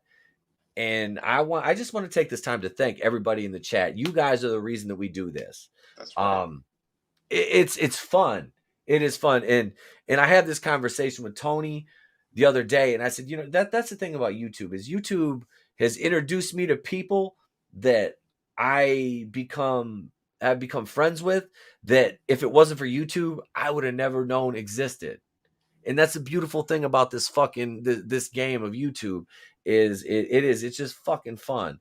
And see, Phoenix has got no notification for the stream, and I know Phoenix has got the bell on, and he subscribed.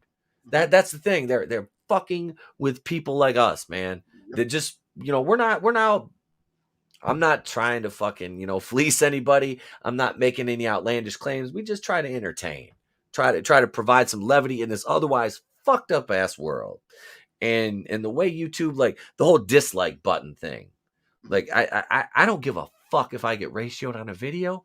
I don't care. That's the audience speaking to me.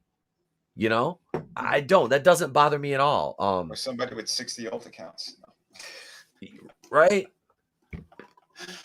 Oh, shit. If you got 80 sock puppets, I mean, bring it. I don't fucking care. Hit the dislike button. Right. To me, it's like I said. They said protecting small creators. And I'm sorry, guys, I went off on a fucking tangent here, but no, dude, and you're 100% right, man. Because they hurt my my stream on Friday as well. Same bullshit, and it's retarded what they're doing. It really is because they don't want us to have a voice. And You're right, man. We connected, man. We meeting people we never thought we'd meet. Everyone comes in these chats all the time. Phrasing.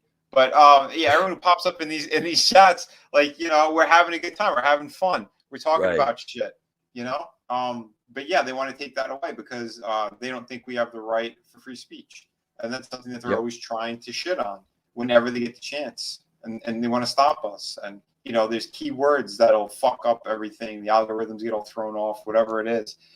It's complete horse shit. I got Odyssey as well. And everything that I upload, because I synced it, so it automatically goes from YouTube over to Odyssey, except for the live streams, because I know they're too big. Short ones, I think, automatically get uploaded as well, but the longer ones don't for some stupid reason. I don't know, but yeah, and that's it. If we got to go to different places, we will.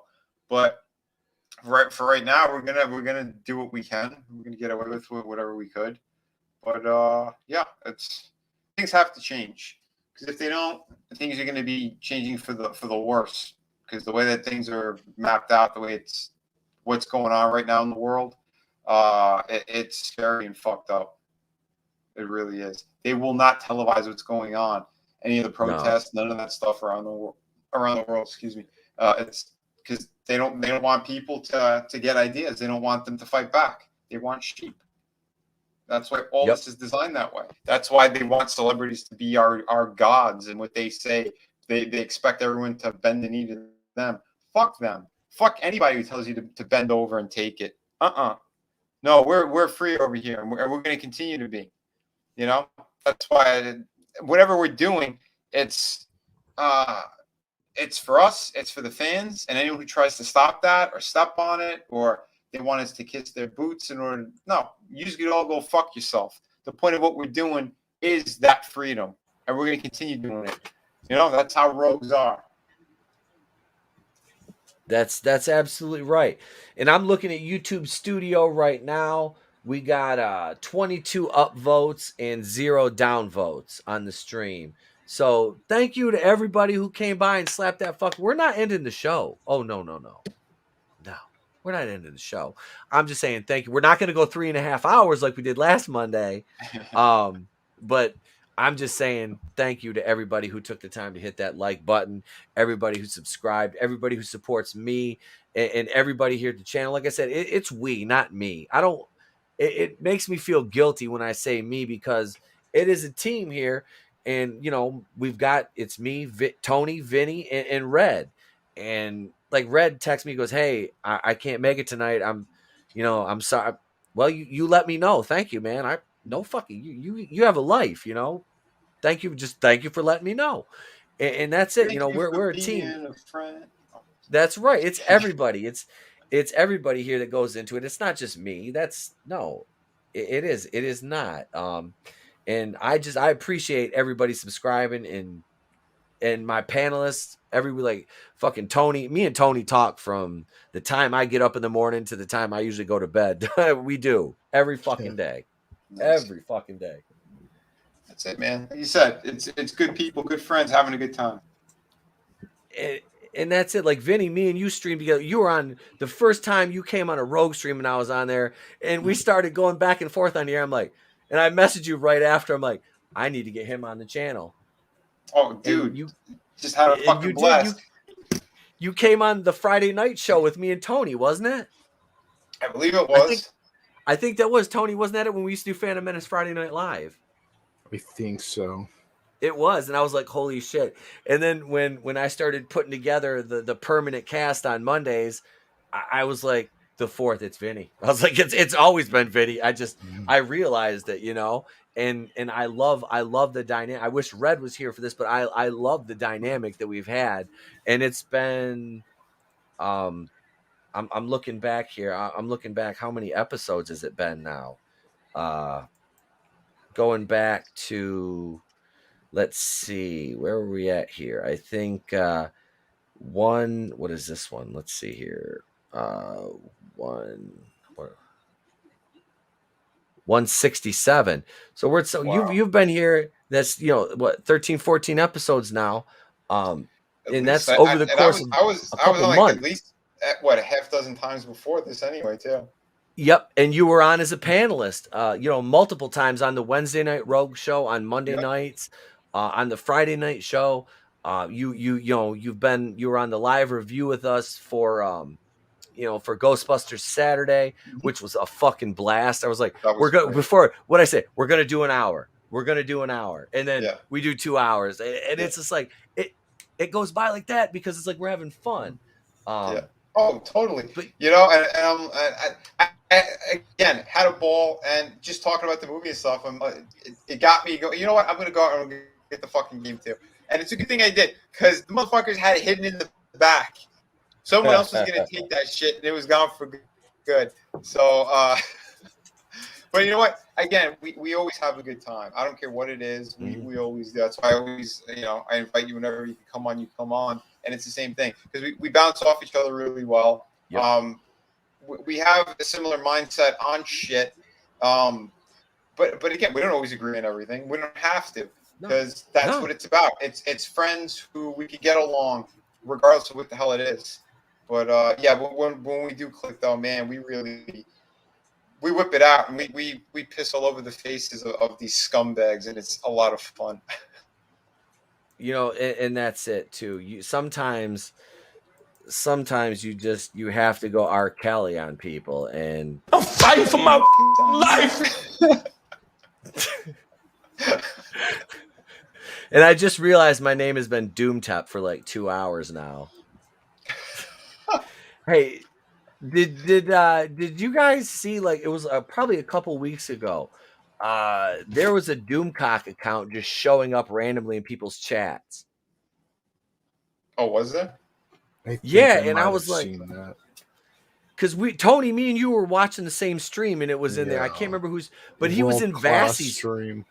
He was in World Class. Then he was in Vassie's chat, because I was watching her stream live, and she DM'd me today.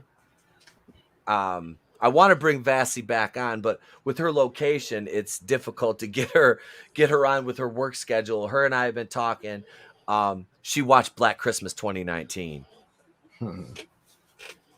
Have you ever seen that, Vinny? No.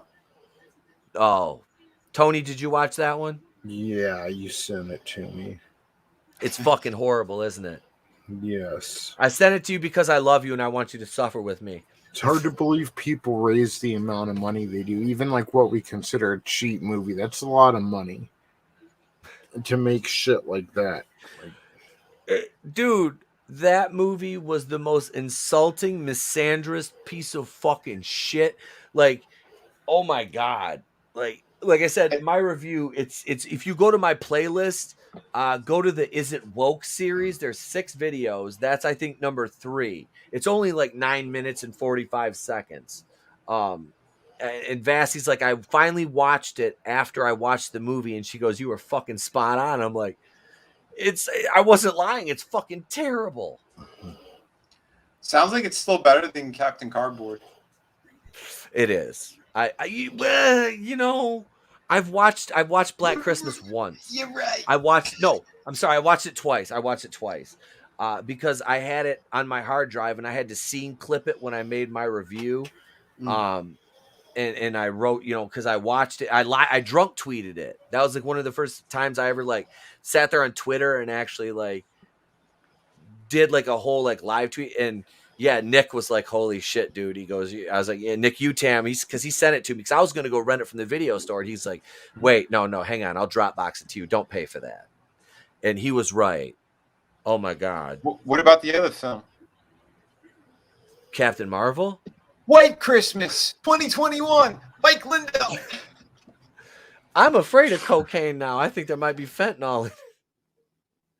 I don't want to end up like George Floyd. Say no to drugs. Ban that video. Just say no to fentanyl. Wait, Baby Human said, was fake Doomcock right about something? Is that how you told him apart? I just remember him being there and like saying hail to everybody. I was like, motherfucker, this can't be Doomcock. Doomcock would hate me if he knew if he actually knew who the fuck I was. Indeed, Doomcock is horrible. Hey, look, if you like his videos and they entertain you, then you know what? That's fucking cool. You know what? I'm fine with that because I will say this. God damn it. I will say this. There's a certain production value there, and it makes up for the fucking lack of pertinent information. But seriously, no. If you enjoy the videos, that's fine. That's fine. But I'm not asking for anything. I'm just telling you, I don't have sources anywhere. I just report shit I see in the trades. I make videos about it. I do have a source inside Lucasfilm. Stay angry, my friends. Stay angry. That I will say, Parrothead, yeah, he can sing. I've heard him sing on the show. I used to subscribe to his channel. I did. That fucking probably about a year and a half ago. And I finally was like, I'm done. But no, speaking, we were talking about Ghostbusters. It's the ego that bothers me. I said, he's got production value and God bless him. He's an entertainer. The man, I will say that he's an entertainer. He is he's entertaining. I'm not gonna lie. But you know, that's accuracy, because you guys like my acting. Oh wait, you're not talking about me. Oh no, look who's here. Hey, Dad. Hey, Bean, what's up? Good. Here, come here. I just woke up. You just woke up. Here, put this here. Hold it there. Ready? Whoop, you got it? Here, hold it by the bottom. There you go. Say hi to Vinnie and Tony. Hi, Vinnie and Tony. It's me. Hey, little booster. Get your kids at DrDef.com. It's me, little booster. That's right. Say hi to the fire turkey. Hi, fire turkey. Ice Hawk. What's up, bro? He's still asleep. Where'd my earbud go? Did you drop it? Oh, okay. All right, baby. I love you. Go to bed. Go ahead. Take a sip of water. That's Mini E-Tap's appearance for the night. He's like right on cue. He little does, booster. Man. He little booster knows. He knows when to show up. All right. Go use the bathroom. Go to bed. You never know when he's gonna show up. I was like, it's 10:50 my time. I'm like, he's about due to wake up and walk into my bedroom and sleep on my side. I should have had him bring the bottle of wine in before he left. Shit. No, we were talking about Ghostbusters and things we like. Uh-huh. So let's wrap up the show with talking about something that we all enjoyed. Tits. E-Tap, you're lucky he didn't inherit your nose. God damn it, Parrothead. No, trust me. Thank God he got my wife's nose. Thank God he didn't get the fucking Jewish Polish nose. He did get my ears though, which, you know, hey, look, all I'm saying is I used to know a chick that had an ear fetish, and I have big ears. Yeah, it's not But we'll be right back, ladies and gentlemen. I know I'm trying to 2 hours later. Here's some memes.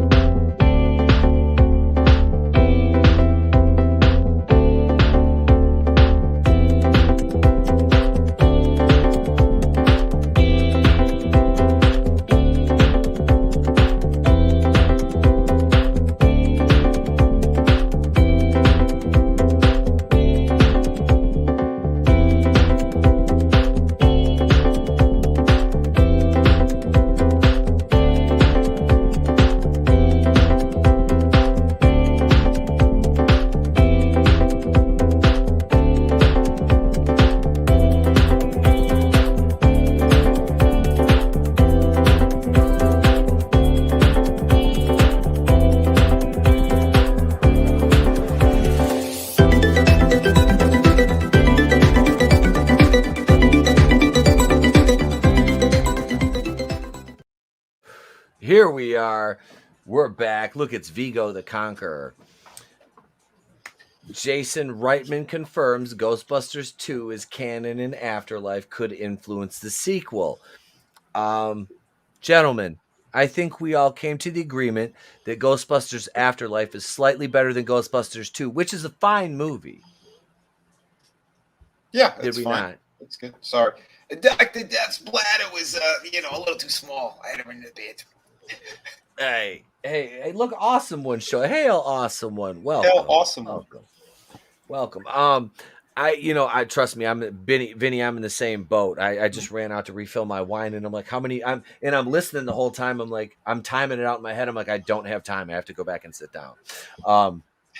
So I might pee in the garbage can. I don't know. There's going to be a puddle he's going to be sitting in soon.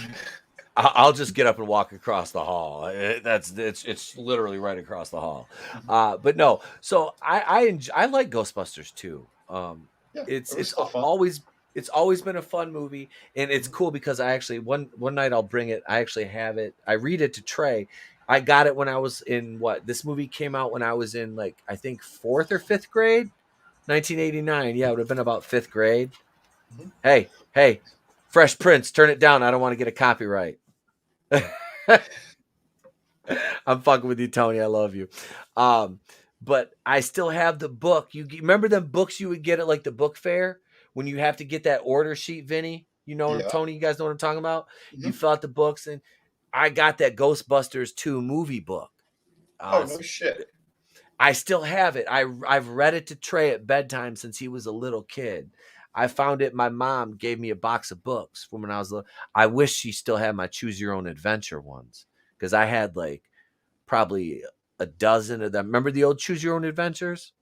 Oh, yeah.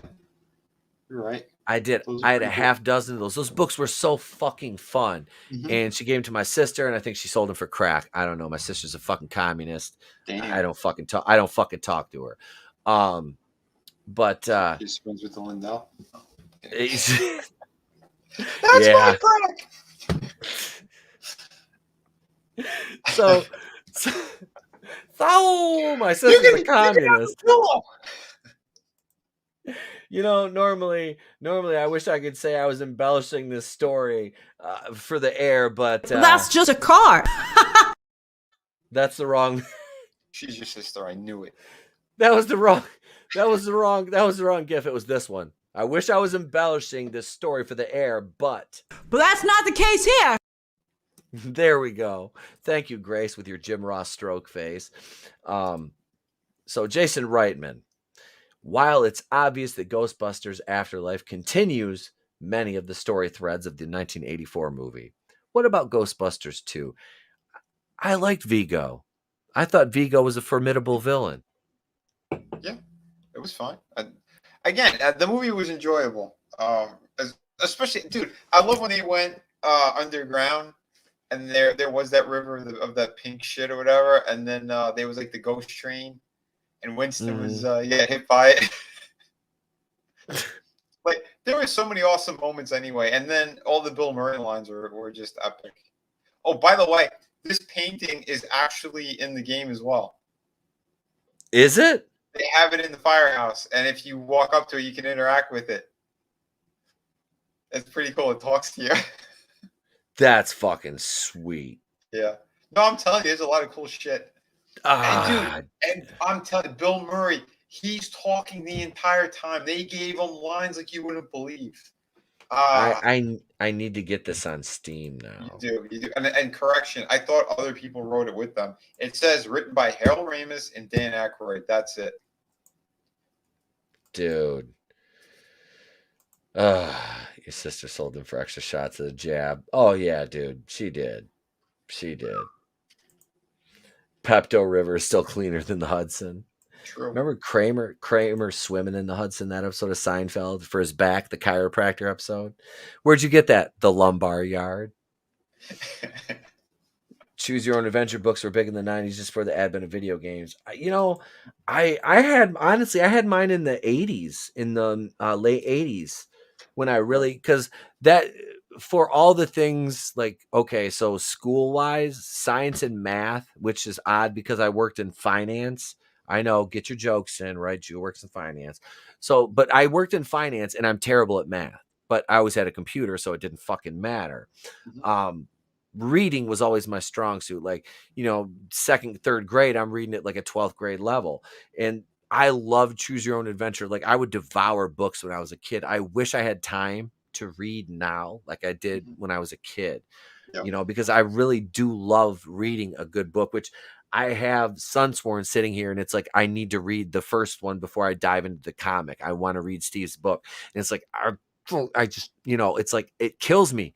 It took me, Vinny, you sent me your comic. It took me like 2 months to read it because I have a stack of comics, and it's like, I have every hour of my fucking day that I'm not sleeping is like planned the fuck out, and it sucks. Look who you're talking to. you know because you're trying to fulfill a campaign and run a YouTube channel and handle real life. Yep. But my day it just gets devoured, and then freelancing work too that I need to take. Everything just sucks up the fucking day. It's ridiculous, and I got a pile of books as well, including his, and I'm like, I'm on the cover of both of those fucking books, and I'm like, I've had zero time to read them. It's frustrating. And it is, dude. It's terrible. It's like, and Tony and I were talking about this. I said, it's like there's so many YouTube channels like I'm subscribed to, and because so being part of the Fandom Collective, when in the Patreon, the Fandom Collective Patreon, there's like a DM chat where like the creators or patrons can chat with like the Fandom Collective people, whatever. It's pretty cool. Everybody gets to post their links in there. I don't, it's like I subscribe to everybody who comes through there. I do. I throw them all a subscription, and it's like, I want to watch all their content. But it's like very rarely outside of like the top maybe 10 channels that I subscribe to and friends do I get to watch anybody's content. And it's like, I was watching Justin Proper stream Thursday, and I started commenting in the chat because I didn't have anything to do Thursday night.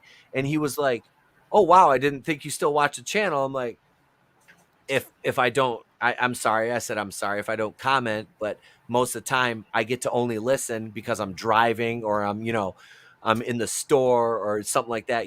So I have my headphones in.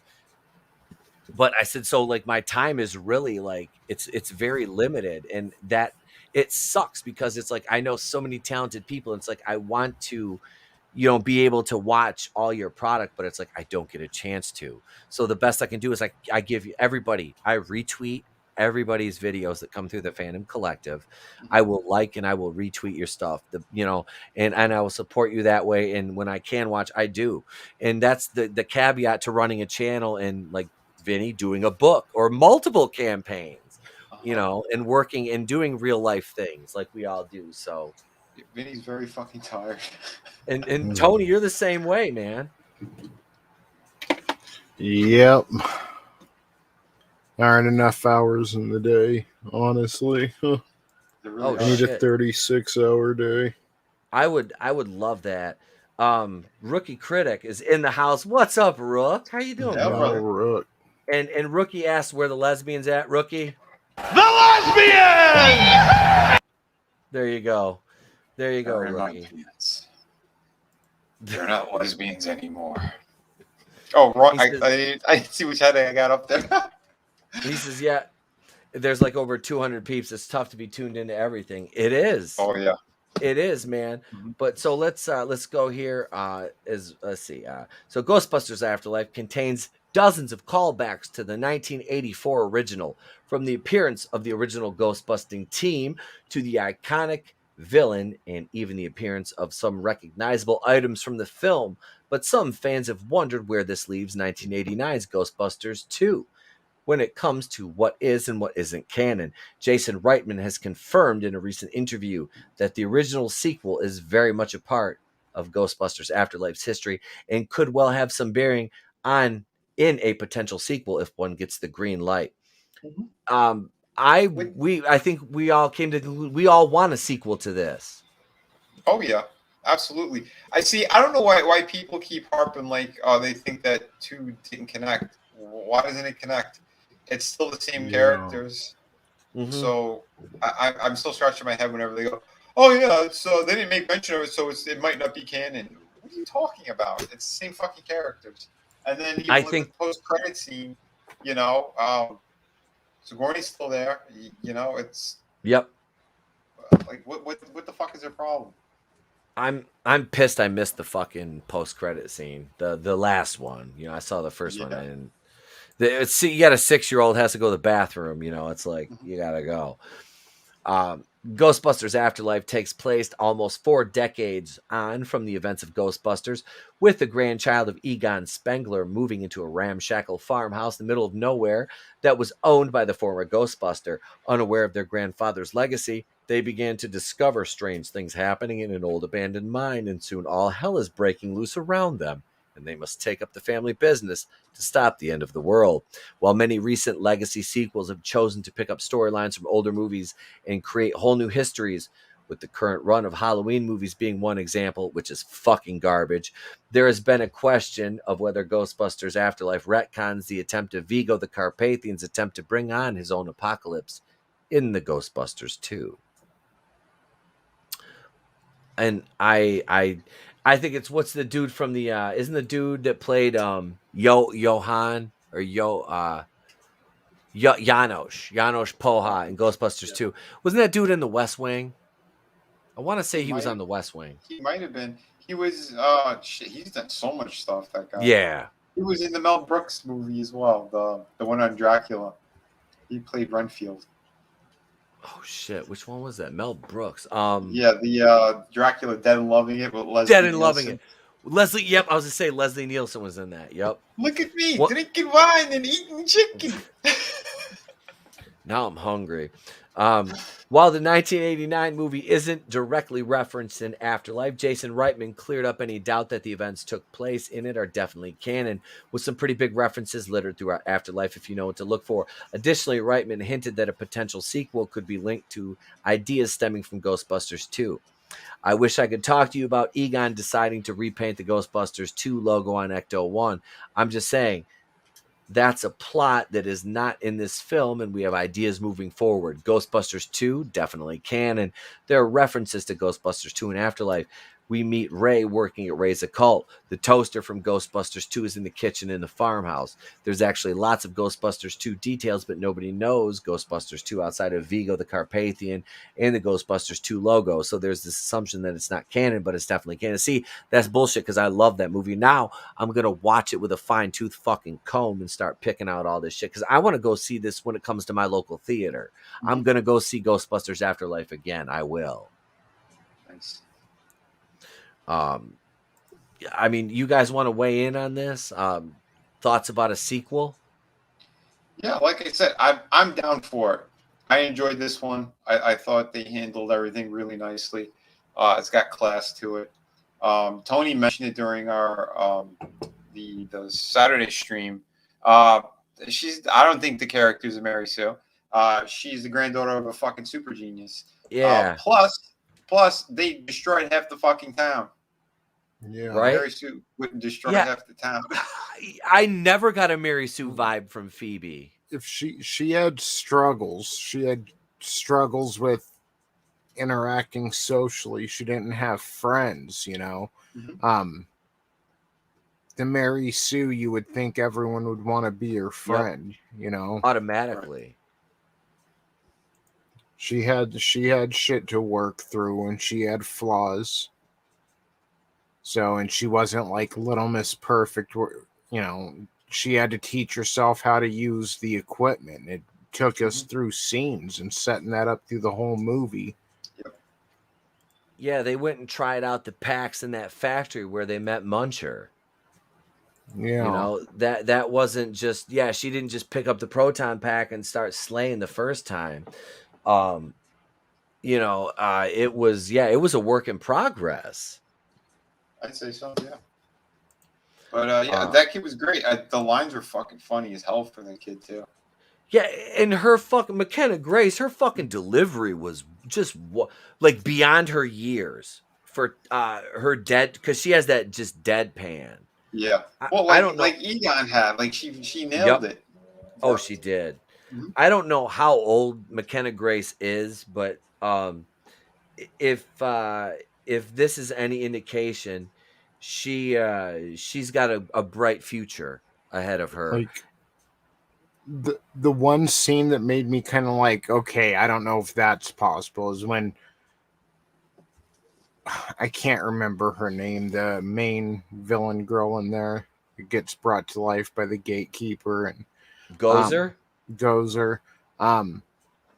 When she was like shooting her little magic shit at McKenna Grace, and McKenna Grace was shooting the proton pack back at her, you know, and it was and it was kind of like, all right, that's a little weird, like they're caught in this deadlock, you know. But then it reveals that Harold Ramis, the Egon's helping her do that, so then that made sense, you know. So yeah, no Mary Sue. That right there, dude. And Nick and I were talking about this. Dude, that part with Egon at the end, that was like in the theater. I'm sitting there and I'm like, Niagara Falls. Niagara Falls, Frankie Angel, Niagara Falls. There's a fucking Scrooged reference right there. But yeah, I was, man. She's like, do you want a tissue? I'm like, give me the goddamn thing. Yeah. That shit, that hit me. That hit me, man. That was oof. That was, yeah. I was like, God damn. Just seeing Egon, and then like when Ernie and Dan and Bill like look down and see him there, it was just like, yeah. Like the beginning was a lot seeing him. Nana Reaper, that was awesome. I bet Pedro knows how old she is. Oh yeah, he probably does. He does. He does. Oh shit. 15. So 15 according to Wiki. Okay. So she got a bright career ahead of her. I like I said, I want to see where the story goes. You know, we didn't get much character development out of Lucky. I mean, she seems like she wasn't bad. I wanted more out of the mom too. Yeah, for that reason too, sure. But no, like I want to know more about, like, again, who was her mother then? You know, because like they have this kind of connection in the original movies with Annie Potts and and Harold, but you know, who did he knock up? And where is that character? Are they going to talk about, you know, the mother at some point? Yeah, I'm curious about all that kind of stuff too. And now that she's got respect for her father again, is she going to have any more involvement? You know, like yeah. I'm kind of curious, since her kids are going to be pulled into it. And it's like, okay, so if they go back to New York, what about like podcasts? Like, are they going to uproot like because we really don't know anything about his family, outside of him. Mhm. So it's like, are they going to uproot and go to New York? Or the kids, is Callie going to take the family and move back to New York now? Or are they going to stay, in Oklahoma? But so this, so we basically got this article though. We got the fact that they're working on a sequel. I'm all right with that. I'm good Yeah, with a same here. sequel for this. Same here. I really am. I'm all right with it. I can't hate on this movie really. Nope. And I know It people hit. they're really looking to just fucking hate on it for the sake of it. From what I've seen, a little bit here or there. That's it. Are you Yeah. for real? Like, I think this movie needs to be supported a whole lot more by the community because this is the closest we're getting to a damn good, respectful entry into the franchise again. And there's great potential here for sure. The movie was very enjoyable, and it's again a family movie. I wanna acknowledge this. Maybe Human says if Ray Palpatine is a Mary Sue, this kid is a Mary Sue. You're letting your politics cloud your judgment. No different from Last Jedi defenders. What politics?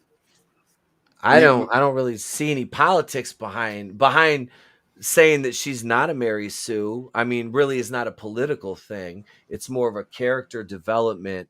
And like I said, we saw, I mean, okay, so she's a prodigy. She's a scientific prodigy. All right, which does exist. I mean, we've seen people like that throughout history. I mean, I'm not okay. I'm not. I'm not. I'm just saying. She's the Rittenhouse of Ghostbusters. Okay, all right. Drop her somewhere haunted. She's gonna take out some nasty pedophiles. All right. We have the proof over on Bandai Video and Infowars.com. Thank you. I think saying that us saying she's not a Mary Sue is akin to being a Last Jedi defender is a bit off base. Like probably the next ballpark over. 2 towns over. Yeah, you're 2 cities and a train station away from your target area there. But I do respect your opinion, and hey, that's your right to have it. And I thank you for being here and watching because I've seen your name in the chat a lot, and no hate here. I read your comment, we acknowledged it. We respectfully disagree with you, but it is your right to opine as you wish. So thank you. I love Nano Reaper says, why would they move to New York? The schools suck. And would you really want to live in a city that de Blasio has been in charge of? No. Blasio. What a fucking waste of life that guy is.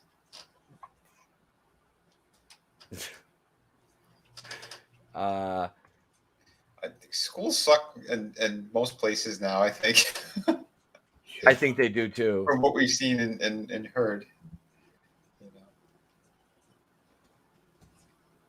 Tony, check the private chat. Yeah, so we're gonna get ready to wrap here, but before we do, we have something we need to share with you, ladies and gentlemen. Mm-hmm. It's a very personal to us here at the channel, because it involves someone we're very close to, and we just want to share it with you because it's been brewing for a couple of years now, hasn't it, Tony? Yeah, it has. It has. Sopping wet. Soaked, as it were. I'm just waiting for Tony to share it. Oh, you want me to? Oh, okay. I said check the private chat. Damn it, Tony. I can't. My video files kind of freeze up. Did you? Where the hell did you send it to me in Messenger?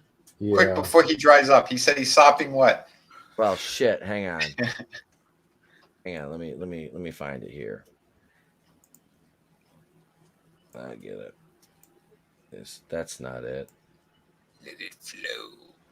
Where the hell is it at? Wait. There it is. There's so many video files between us. Skywalker.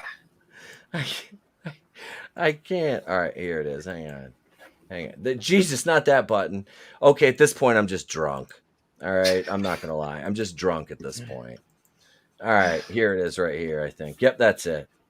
Are you ready for this? Where's the fucking? Yes. Where's the gimmick? Uh-oh. There it is. All right. What the fuck? Where's the volume? Fuck me. It's muted. Okay, I boomered it here. All right, let's try this again.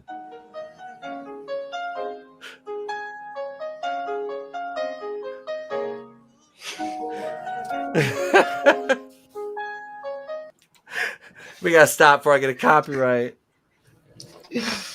Okay. It ain't Grace much, Randolph. but it's honest work.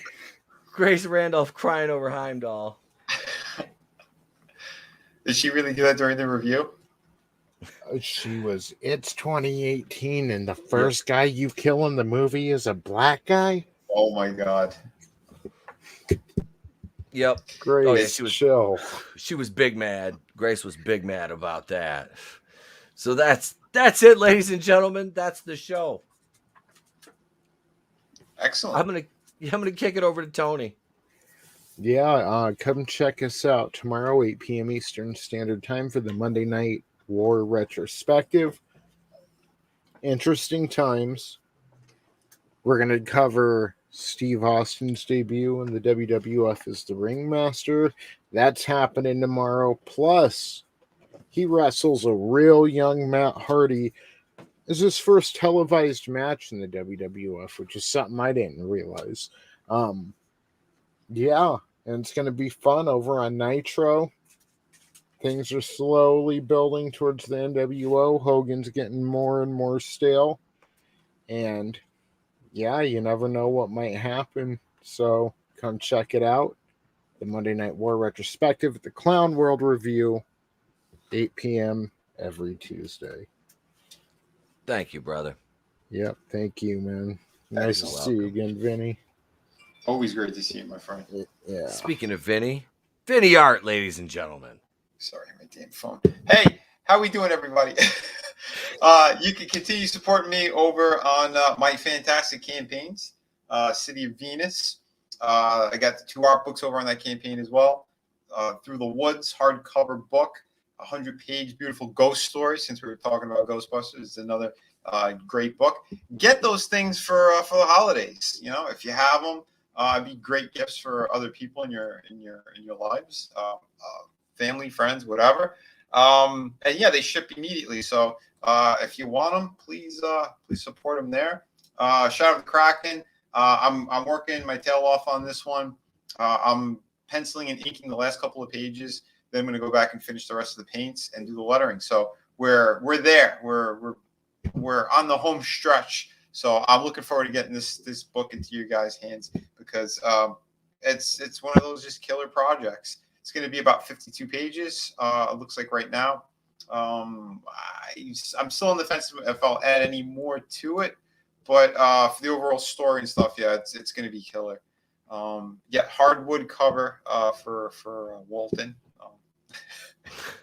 Tommy's in the chat, and yes, Walton humps trees. We know this, so we need to throw a little bit of forest love out there for him. And yeah, please subscribe to my channel as well. I did get monetized, and I'll be putting more content out there. I'm doing toy reviews. I'll be getting back to the art classes when this project is done. I'll jump back to the art classes, the master classes. You guys can still see I got like 17 of them up there. I think 17 or 18, including the live streams. But yeah, I'll be giving more to each and every one of you with all that great stuff. And my live streams, yeah, sorry again this past Sunday. I couldn't do it, but we'll make up for it this week. I'll probably do another spontaneous stream.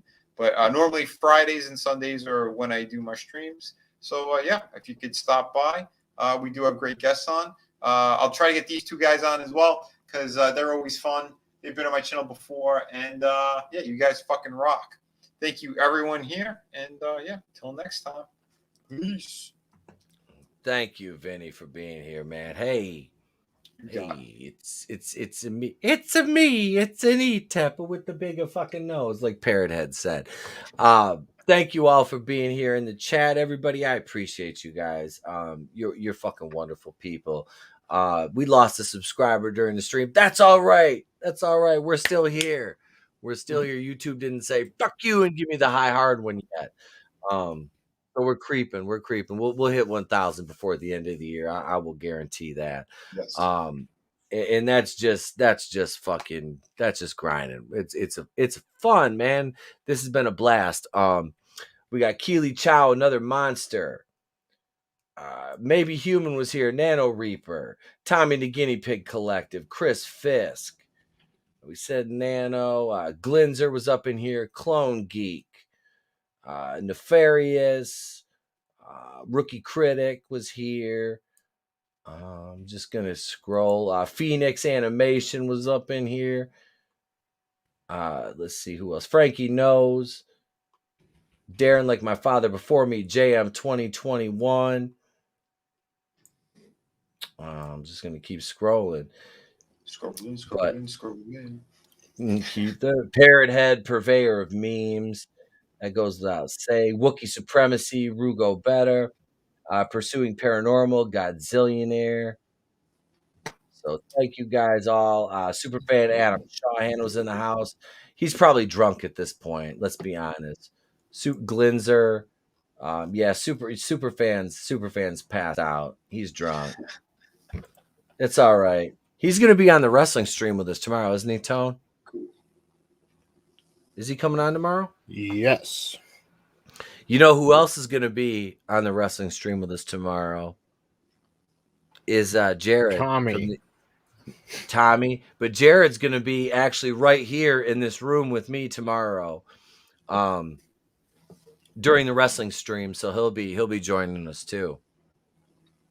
Cool. If for those of you who don't know who Jared is, Jared was one of my co-hosts when we had the wrestling podcast on my channel, which was myself, my buddy Will, and Jared, who all worked for the same wrestling company and were on the indie circuit for years together. Oh, nice. So he'll be sitting in with us tomorrow because he's also a photographer. We're doing family portraits tomorrow. So he's gonna come hang out and join the wrestling stream. I've been waiting to bring him on. So he's like, fuck it, I'll be here in person. I'm like, all right, cool. So we'll be doing that. We'll be testing that echo cancellation tomorrow. So thank you everybody for being here. Jared from Subway. No, Parrot Head. Mark Ruffalo's favorite. Yeah, not that Jared. That's Mark Ruffalo's cellmate in the future. But another monster. Thank you for being here, man. Pedro. Oh, that son of a bitch. But thank you all, man. I won't be on Rogue Entertainment tomorrow night because I probably will not be home yet. But I will be on Tony's stream tomorrow. I'm going to message everybody at Rogue and tell them I have to miss one. It sucks. I hate missing a Tuesday stream over there, but still check them out. 6:40 Eastern on Supreme Heretics channel. My Rogue brethren. And hail to the Phantom Collective. I love you guys. And look at my toys. I have my toys behind me. I'm so happy. Yes. We got there's just a random. There's G.I. Joes and Endor shit. It's fucking great. I love it. Beautiful. So yeah. But thank you all for being here. I truly appreciate each and every one of you all in the chat. I'm Itepo for everybody here at the Place to Be Reviews. We've been here with all of yous. And if we don't see you, have a great day, a pleasant tomorrow. We'll catch you on the next one. And remember, it's always better to burn out than fade away or be Mark Ruffalo, because nobody wants to be Mark Ruffalo. He's a fucking... Boom!